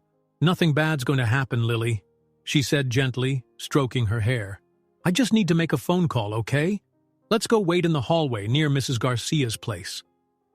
Lily didn't argue. She sensed her mother's seriousness. Sarah scooped up her purse and ushered Lily out into the corridor, locking the door behind them. Only once they stood outside did Sarah pull her phone free and call Noah. It rang twice before he answered, voice crisp. Sarah?" Her breath quickened. "Someone was in my apartment," she whispered, keeping her voice low so Lily wouldn't panic. "I'm sure of it. Nothing's obviously stolen, but things were moved. And I smell cigarettes." "Stay where you are," Noah responded immediately. "I'm on my way with a team. Don't go inside again." She exhaled shakily. "Right, we're in the hall. Lily's with me." "Good," Noah said. "We'll be there in 10 minutes, maybe less." When the call ended, Sarah looked at Lily, who gazed up with wide, nervous eyes. "Mommy, did a bad person come in our house?" Sarah's throat tightened. She wished she could spare Lily the fear entirely, but lying outright felt wrong. "Maybe," she admitted gently. "But we're safe now. We'll just wait for our friends." Lily clutched her mother's hand. They stood in the dim corridor. Mrs. Garcia peeked out from her door, eyes concerned. "Sarah, dear, everything all right?" Sarah explained as calmly as she could that someone might have broken in and that she was waiting for some friends from work who could help. Mrs. Garcia offered to let them wait inside her apartment, but Sarah declined. She was grateful for the kind neighbor, but she didn't want to risk leading the intruders to another innocent person if they were still lurking. Minutes later, the echo of hurried footsteps filled the stairwell. Noah arrived with 2 men in plain clothes. Both looked fit and alert, scanning the hallway with practiced efficiency. Noah greeted Sarah with a grave nod. "Are you okay? Lily okay?" "Yes," Sarah managed. "We didn't see anyone. They must have left before we got home." Noah motioned to one of his men, who swiftly moved to the door, a slim toolkit in hand. "We'll do a sweep inside," Noah explained. "You two stay out here for now." Sarah nodded, squeezing Lily's hand. She watched as the men entered her apartment, guns drawn, voices low. A tense hush followed. Lily huddled close, clearly frightened, but Sarah murmured assurances that everything would be fine. 5 minutes felt like an hour. Finally, Noah emerged. "Clear," he said softly, waving Sarah over. "We didn't find anyone inside, but it's definitely been tampered with. The lock wasn't forced, could be a pick or a master key. There are faint footprints by the window and a cigarette butt near your trash can." Sarah swallowed. "Nothing stolen, right?" Noah shook his head. "Doesn't look like it. This was more like a message. We'll dust for prints, but if these guys are pros, they'll have worn gloves." She hugged Lily tighter. Her daughter pressed her face into Sarah's side, small arms wrapped around her waist. "What do we do now?" Sarah breathed, tears threatening. Noah's jaw clenched. "We'll file a police report, but we can't guarantee they'll devote major resources without a direct suspect. Meanwhile, my men can install a security camera in your apartment and change the locks. We can also have someone here overnight." Mrs. Garcia approached timidly from her door, overhearing. She seemed shaken but determined. "Sarah, maybe you should stay with me tonight, or go to a hotel. That's what people do on TV when there's danger, right?" Sarah gave the older woman a grateful glance. "Thank you, but I think I need to do what Noah suggests. We'll update the security and—" She faltered, looking toward her daughter.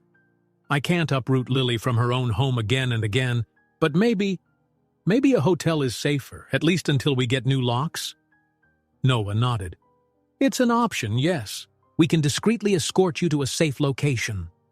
Sarah's mind spun. This was all too much, yet she couldn't risk Lily's safety. A wave of exhaustion crashed over her. Before she could decide, her phone buzzed again. Michael's name. She felt a pang of relief. Of course Noah would have informed him. She answered quickly. "Michael?" "Sarah," he said, voice taut. "Noah told me what happened. Are you and Lily all right?" She swallowed her fear, summoning calm. "Yes, just scared. Noah wants to secure the apartment. Maybe put us in a hotel." "Do it," Michael urged. "I'll cover any expense. I don't want you staying somewhere that's been compromised. I'm on my way too." He ended the call before she could protest. Sarah stared at Lily, who clung to her like a lifeline. "Sweetheart," she whispered, kneeling to Lily's height. "We might stay in a special place tonight, okay? Like a little vacation. Isn't that fun?" Lily tried to smile, but tears pricked her eyes. "But all my stuff is here." Sarah's heart squeezed. "We'll grab what you need. It'll just be for a little bit." Mrs. Garcia nodded encouragingly. "And I'll look after your place, dear. Water any plants if needed," she offered, though Sarah had none. The gesture still warmed her. Noah dispatched one of his men to buy new locks while he and the other began setting up a discreet camera near the kitchen window. Sarah, in turn, gathered clothes and Lily's most cherished items. Lily insisted on taking her ragged stuffed bunny, the original one, clutching it tight. Sarah was grateful. The replacement bunny was still with Noah's team for evidence. By the time Sarah stuffed enough essentials into a small suitcase, footsteps signaled someone else in the corridor. Michael. He walked in, a concerned furrow between his brows. He paused to greet Lily, mustering a gentle smile, before turning to Sarah. "I'm so sorry," he said quietly. "Are you sure you're both okay?" She nodded, fighting back tears. "Yeah, just shaken." Michael strode through the apartment, eyeing the half-installed camera, the open drawers. Anger flickered in his expression. "This is crossing every line," he muttered. "I'll make sure Cassian or whoever's behind this regrets it." Noah and his men finished their tasks. The security cam was positioned to capture the living room and main door. The new locks would be installed tonight, though Sarah wouldn't be sleeping here regardless. She accepted the changes with gratitude, wishing none of this was necessary. Finally, she and Lily stood at the threshold with their suitcase, ready to depart. Lily was subdued, her usual energy dampened by fear. Sarah kissed Mrs. Garcia's cheek, thanking her again, then followed Michael and Noah out. They led her to Michael's car, a sleek sedan parked discreetly in front. Lily climbed into the back seat, silent. Sarah settled beside her, while Michael took the driver's seat and Noah got in front, phone in hand. Their small entourage pulled away from the curb, merging with evening traffic. The city lights began twinkling against the dimming sky.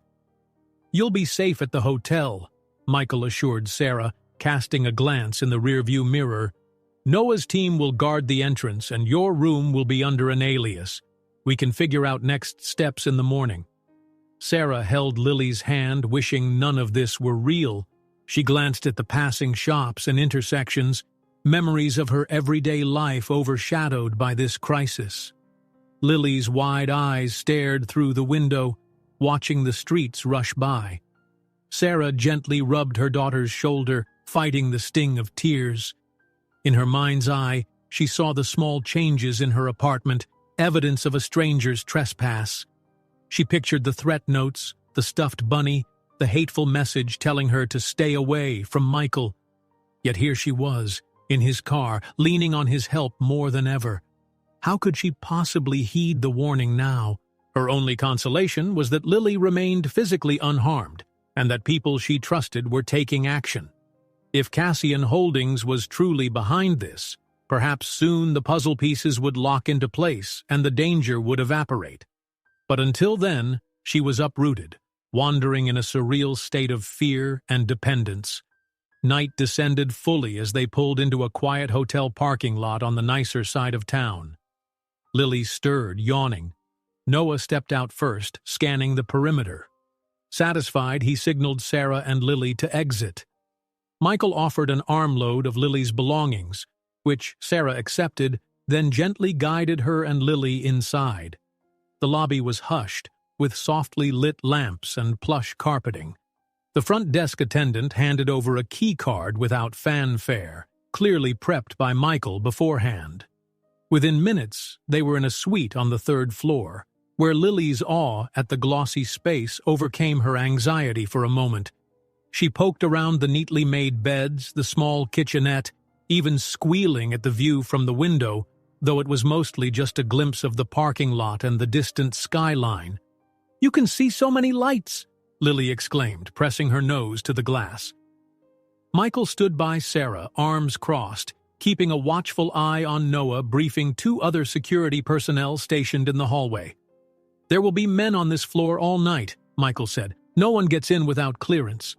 Sarah sank onto the edge of a bed, the weight of the day pressing down on her. "Thank you," she whispered again, hardly finding fresh words to express her gratitude. "I'm sorry it's come to this. You going to such lengths." His eyes softened and he crouched in front of her. "Don't apologize. I told you, I'm here no matter what. You and Lily didn't cause this mess. Someone else did." She nodded, swallowing back emotion. Lily hopped onto the bed beside them, yawning. The child's eyelids drooped, exhaustion finally catching up. Sarah gently coaxed Lily under the covers. She felt Michael's gaze on them, a look of concern and something warmer, a protective fondness she hadn't expected. With Lily nearly asleep, Michael stood, checking his watch. "I'll head out," he said quietly. "But if you need anything at all, call me or Noah. We're just a few minutes away." Sarah followed him to the door, lingering in the hallway.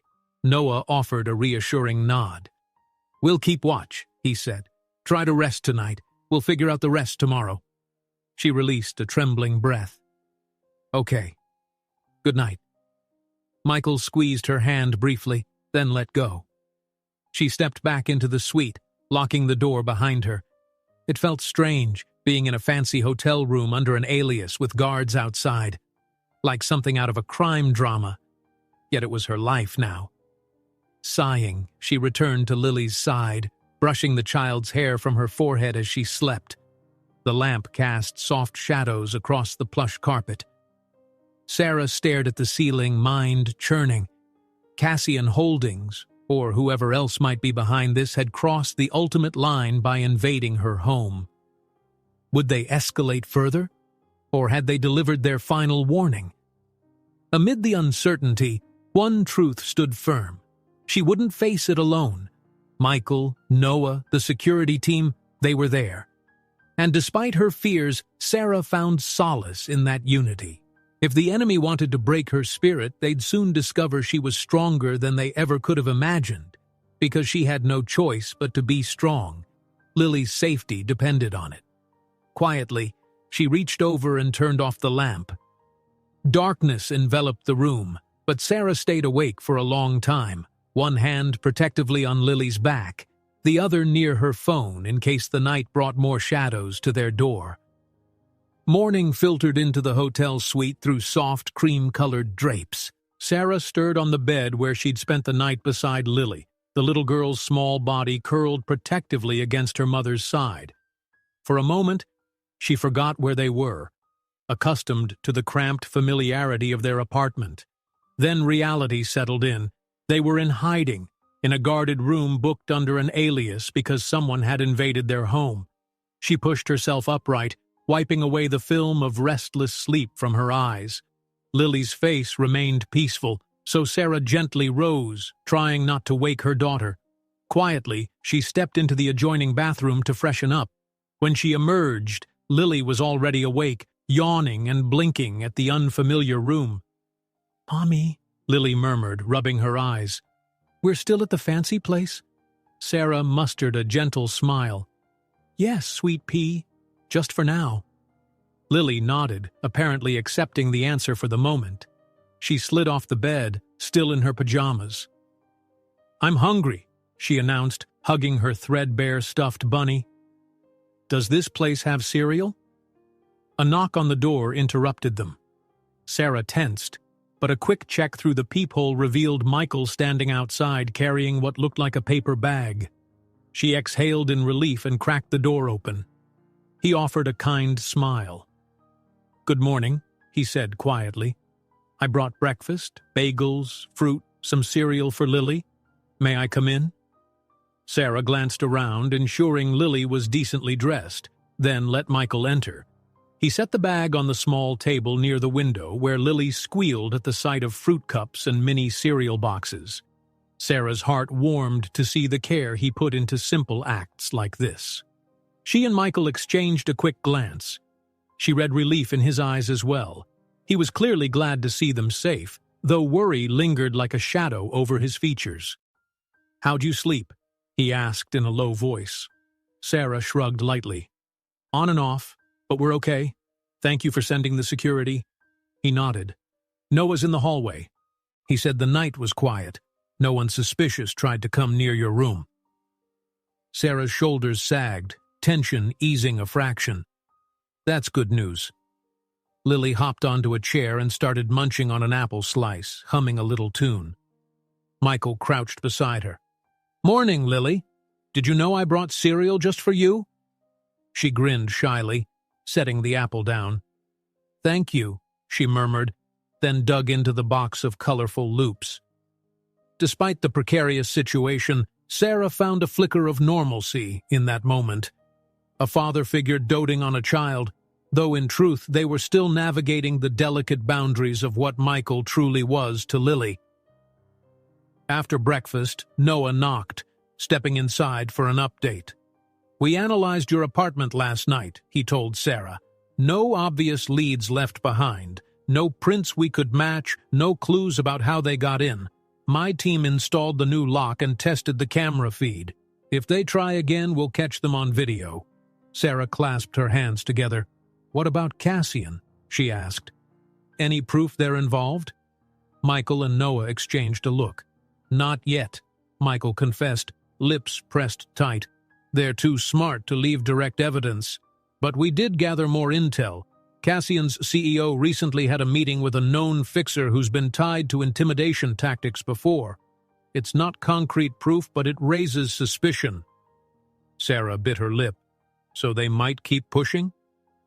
"We'll assume so," Noah said. "And we'll be ready. For now, though, it's your call when you feel safe going back to the apartment. There's a chance the intruder only meant to scare you, which sometimes marks the end of their attempts."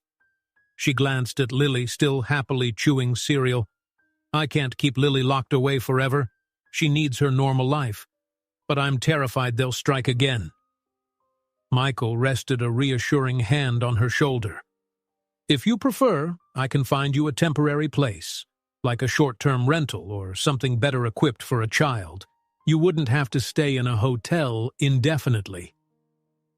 The thought made Sarah's heart twist in gratitude and reluctance. Accepting more of Michael's help felt like stepping deeper into his world, a place she feared might brand her as dependent or indebted. But Lily's safety eclipsed all else. Before she could respond, Lily hopped off her chair. "Mommy, are we going home?" she asked softly, eyes shining with uncertainty. Sarah knelt beside her. "Not yet, sweet pea. We'll figure it out soon, okay? But we'll stay somewhere nice for a little while longer." Lily nodded, though she looked worried. She held tight to her bunny, a child's only defense against the unseen threats. Sarah ruffled Lily's hair, forcing a smile. By mid-morning, they decided to check out of the hotel and move to a safe condo that Michael's firm used for visiting executives, a modern, furnished apartment in a secured building. It was quiet and discreet, with a doorman and extensive camera coverage. Noah recommended it as a better long-term option until the threat resolved. Sarah was uncomfortable letting Michael foot the bill, but Lily's wide eyes at the mention of a new place to stay convinced her not to argue. Michael drove them there, passing the city's bustling center. Lily gazed at the tall buildings with a child's awe. Sarah's chest fluttered with anxiety, but she tried to focus on the silver lining. At least Lily was safe and seemed excited about a new adventure. The condo turned out to be spacious but not ostentatious. 2 bedrooms, a sleek kitchen, and a living area with large windows overlooking a small park. Noah had men posted in the building, and the door to the unit had multiple locks. "This is too nice," Sarah murmured, surveying the gleaming appliances. "Really, Michael, you've done so much." He silenced her with a gentle shake of his head. "Please, let me do this. I'll sleep better knowing you're both somewhere secure." She looked down, emotion stirring in her chest. "I just don't know how I'll ever repay you." His voice softened. I'm not asking for repayment, Sarah. Heat rose to her cheeks, part shame and part something else, an awareness of how deeply he cared. She accepted the new keycard from Noah, who left 2 more security personnel in the lobby. Lily, meanwhile, raced to explore the condo, squealing when she saw the cozy reading nook in the corner of the living room.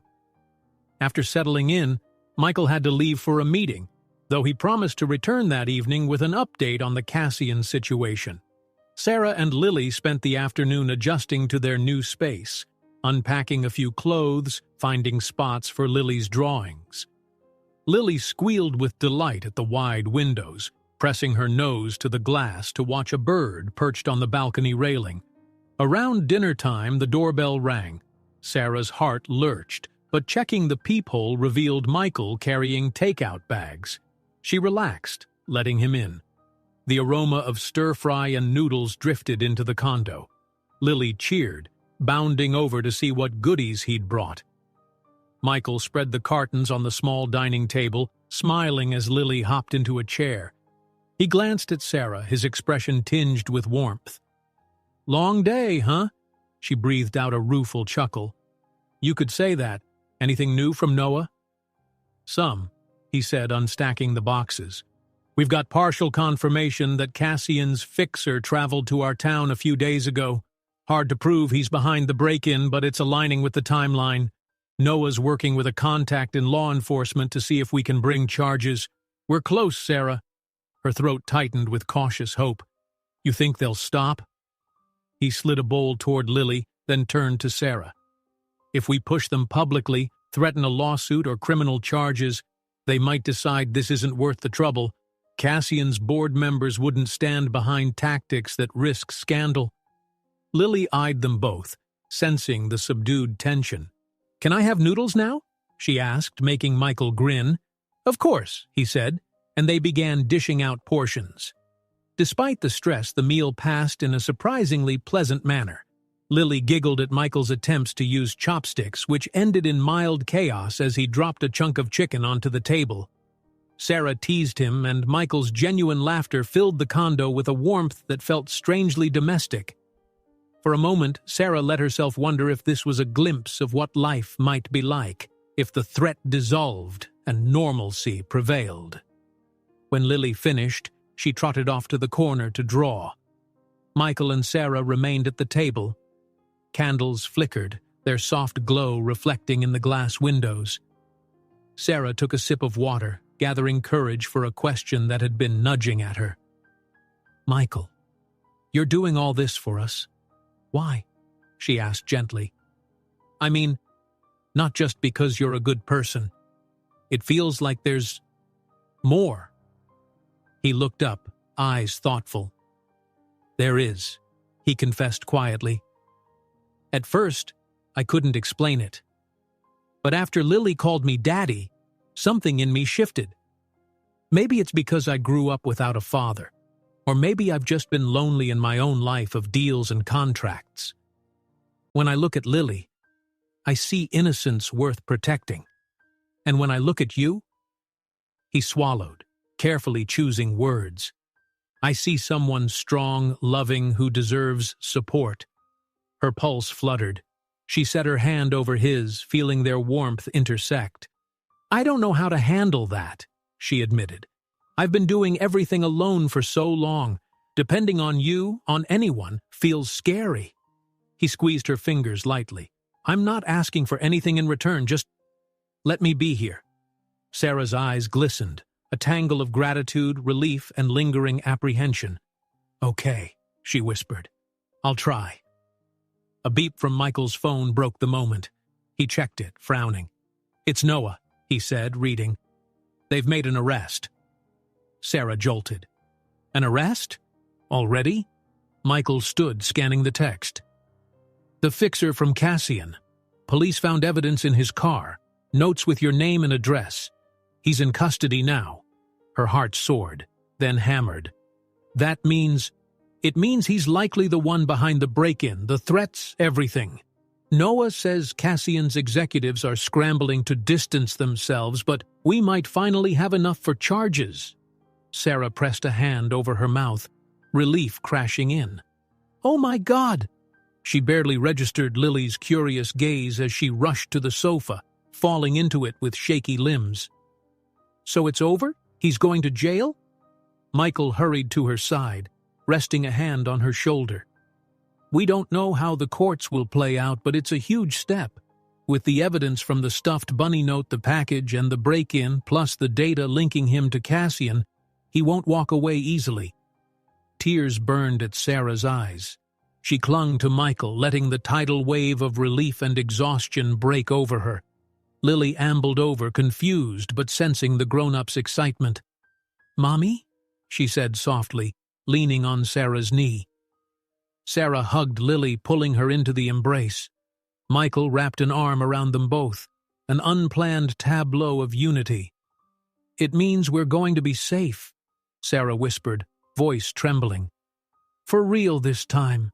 Lily smiled, not fully comprehending the danger that had loomed but understanding her mother's joy. The child pressed her face to Sarah's chest, murmuring, "That's good." Michael's voice, close to her ear, was thick with emotion. "You won't have to hide anymore, or move from your home. We can go back, fix anything that's broken." Sarah leaned back, wiping her tears. "Yes," she breathed, "and hopefully we can do that normal stuff we talked about, like taking Lily out to a fair, giving her the childhood she deserves." A watery chuckle escaped her. She looked at Michael. "Thank you. You saved us." He brushed a gentle hand across her cheek. "We saved each other, Sarah." They stayed in that embrace for a tender moment, Lily giggling softly as Michael's arm inadvertently tickled her side. And in that hush, lit by the overhead light and the glimmer of city lamps beyond the window, they felt the threat's weight lift. The Cassian operative was caught, the immediate danger subdued. Of course, there would be legal follow-through, but the darkest cloud had passed. Sarah exhaled a final tremor of stress. She smiled at Michael, glancing at Lily's bright eyes. Tomorrow she'd return to the diner and Lily would return to their real apartment, still modest, still humble, but home. The difference now was that they wouldn't be alone in their battles. Something deeper had blossomed between mother, daughter, and the kind millionaire who had opened his heart. As Lily slipped from their arms to grab her crayons, Michael threaded his fingers gently through Sarah's. The quiet understanding in his gaze said more than words. They had come together under the strangest of circumstances, through danger and fear. But from that crucible, a fresh bond emerged, one that promised hope, security, and maybe even love. Sarah squeezed his hand, a small, grateful smile tugging at her lips. "It feels like a new start," she whispered. Michael nodded, voice barely above a murmur. "It does. Let's see where it leads." In the warm glow of the condo, Lily's soft laughter filled the space, and Sarah allowed herself to believe that perhaps fate had brought them all together for a reason. The darkness had receded, giving way to a gentle dawn of possibilities. And for Sarah and Lily, for Michael too, the future finally felt bright, like a morning full of promise with hearts open to whatever came next. If you enjoyed this story, don't miss the next one. Just click on the screen.